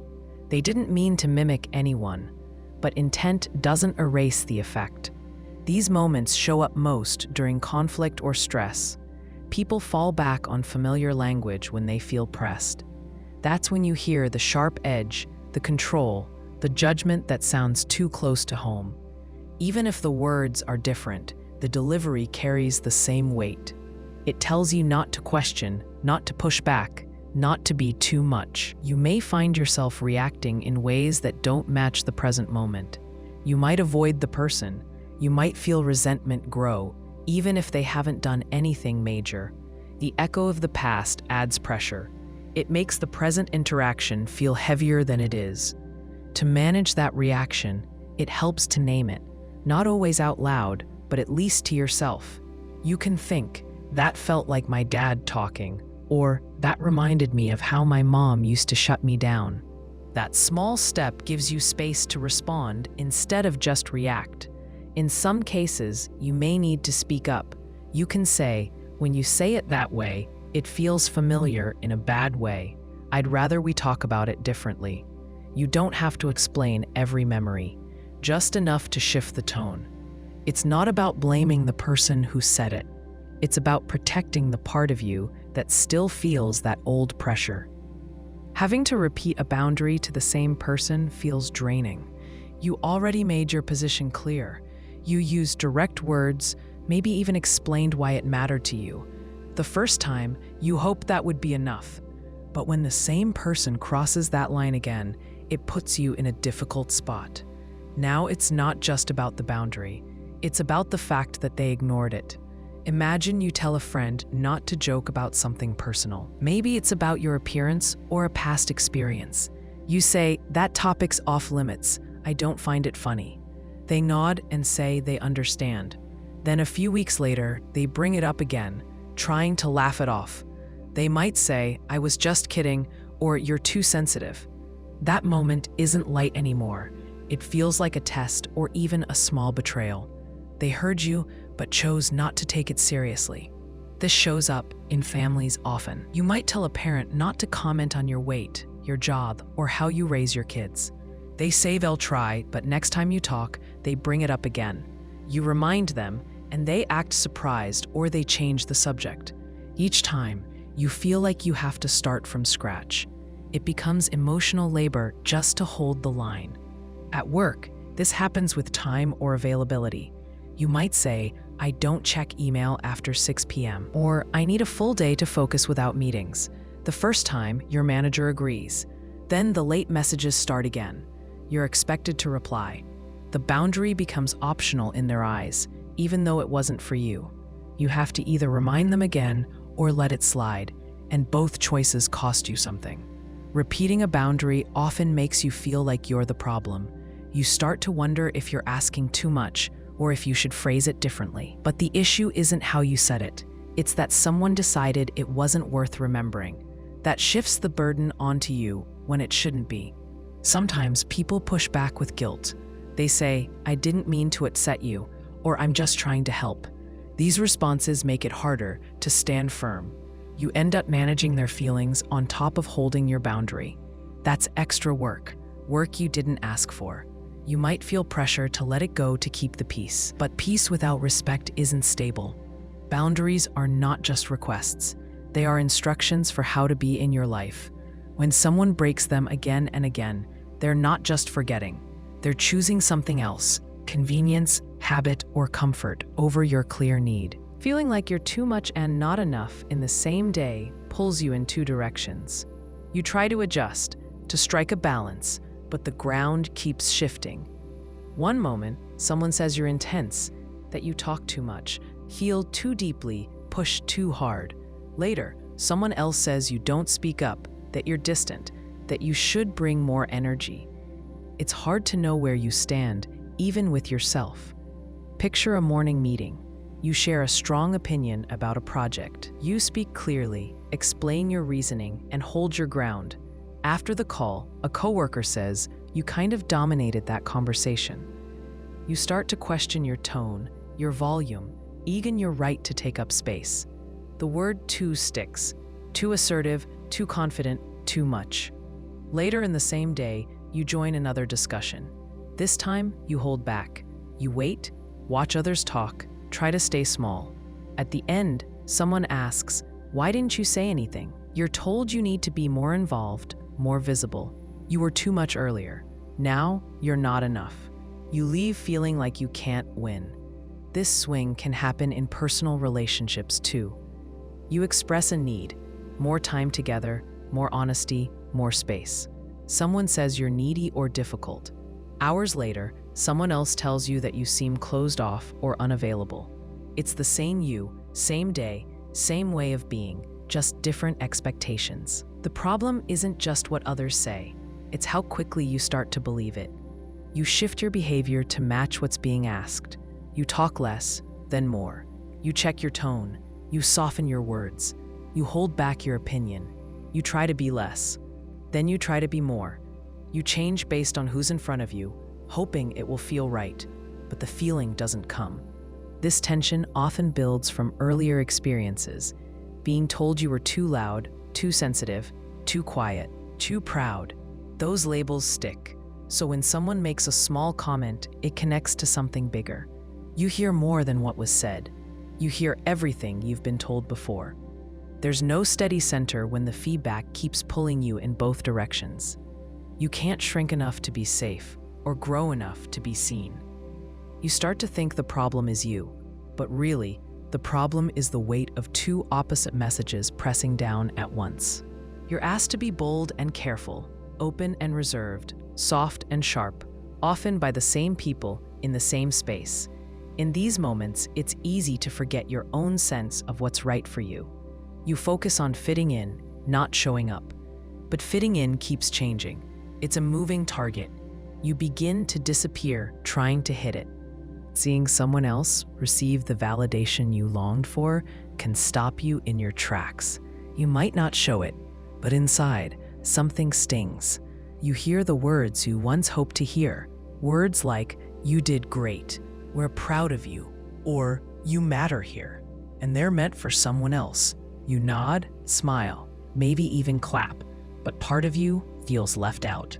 Imagine sitting in a meeting where a colleague is praised for their creativity, dedication, or leadership. You've worked just as hard. You've stayed late, solved problems, helped others. You hoped someone noticed, but they didn't. The praise goes one direction. You sit there, trying not to let it show. You wonder if you were invisible.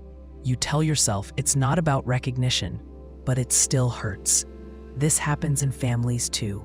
A sibling is told they're the responsible one or the smart one. You hear your parents describe them in ways you once wanted for yourself. You think about all the ways you tried to show up.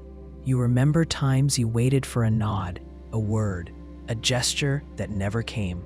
Now you see someone else get it with ease. It's not about jealousy. You might even like or care about the person being praised. The feeling isn't that they don't deserve it. It's that you needed it too, maybe even first, and it didn't come. Watching them get it now feels like proof that you weren't enough to earn it back then. Sometimes the validation isn't even direct. It's in the way someone listens to them, trusts them, or makes room for them. You see someone else walk into a space and get welcomed right away. You remember all the times you had to work for half that much attention. You didn't ask for special treatment. You just wanted to be seen, to be known. The hard part is that it brings up old questions. You think, what did they do that I didn't? Or, what's wrong with me? Even if you know deep down that everyone moves at their own pace, the moment still hits. It's not about keeping score. It's about longing for acknowledgement, for proof that your efforts mattered, that who you are is enough. This feeling can come and go quickly. You might brush it off, move on, tell yourself it doesn't matter, but sometimes it sticks. It follows you through the rest of the day, showing up as tension, silence, your doubt. You feel it most when you're alone, when things quiet down. And that small ache grows louder. You don't always want to talk about it. It feels too personal, too close to the part of you that still waits to be chosen, to be recognized, without having to prove yourself one more time. You tell yourself to let it go, but some part of you still wants to be told, I see you, you're enough, you always were. Feeling responsible for how others feel can shape how you move through every part of your day. You measure your words carefully. You scan faces for signs of tension. You adjust your tone, your pace, even your opinions, just to keep the mood steady. It might seem like kindness, but over time, it becomes a weight. Imagine you give someone honest feedback. They frown, go quiet, or shift their body away. You feel a knot form in your chest. You wonder if you were too direct, too blunt, too selfish. Even if your words were fair and needed, their reaction becomes your problem to fix. you apologize, soften your stance, or take on blame that isn't yours. The goal shifts from being honest to keeping the peace. This shows up in families early. Maybe you were the one who held things together. If a parent was stressed or angry, you learned how to calm the room. You stayed quiet, made jokes, did more than what was asked. You learned fast that when others felt bad, it was your job to make it better. That lesson sticks. Now, even in adult spaces, you take on emotions that don't belong to you. In relationships, it becomes a pattern.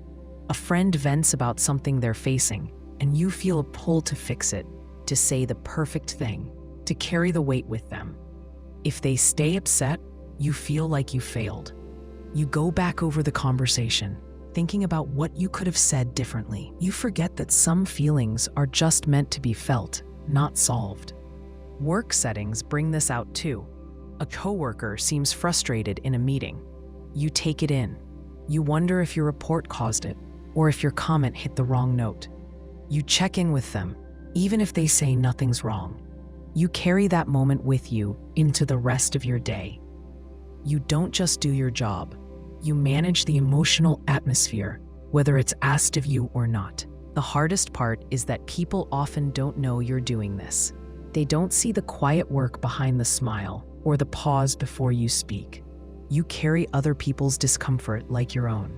When someone else is upset, it feels like a mirror, one you're supposed to clean. Over time, this makes it hard to know what you actually feel. You're tuned into everyone else's emotions, but yours get pushed aside. You say you're fine when you're not. You let things slide that hurt. You focus so much on not upsetting others that you stop being honest with yourself. You're allowed to care without carrying. You're allowed to speak the truth and let others sit with their own reactions. Feelings aren't fires you're required to put out. Sometimes people just need space to feel what they feel, and that doesn't mean you've done anything wrong. Being told you're strong when what you really feel is tired can feel like a quiet dismissal. The word is meant to lift you up, but it misses the point. It skips over the struggle and goes straight to the label. You're not asking to be seen as powerful. You're asking to be seen as human. Picture going through something hard: grief, illness, burnout, or just a long stretch of holding everything together. You haven't had a break. We've been showing up, taking care of others, keeping the routine going. Someone hears a small part of your story and says, "You're so strong." You nod, but the words don't land. They float above the truth. What you really want to say is, "I'm exhausted." The phrase often comes when people don't know what else to say. They see that you're still standing and assume it's a sign of strength. They don't see what it costs you to stand. They don't see the things you've set aside just to get through the day. When someone calls you strong, it can feel like a request to keep being that way. Keep holding it together. Keep carrying what you're carrying. In some cases, the word strong becomes a cover. It allows people to avoid the harder questions. They don't have to ask how you really are if they already decided you're handling it well. They don't have to sit with your sadness or confusion. Strength becomes a mask you didn't ask for. This happens often with people who take on caretaker roles. You show up for others, solve problems, stay calm in crisis. Over time, people start to believe you don't need support. You become the person they lean on. But when it's your turn to need something, you hear praise instead of care. "You're strong" replaces "how can I help?" In families, this shows up when you were the child who stayed quiet, the one who didn't cause trouble, the one who helped hold things together. Adults called you strong, but you weren't choosing strength. You were responding to what the situation demanded. You learned to manage on your own. Now, as an adult, when someone repeats that word, it brings back that old feeling. No one's coming to help, so you have to keep going. You can feel both tired and capable.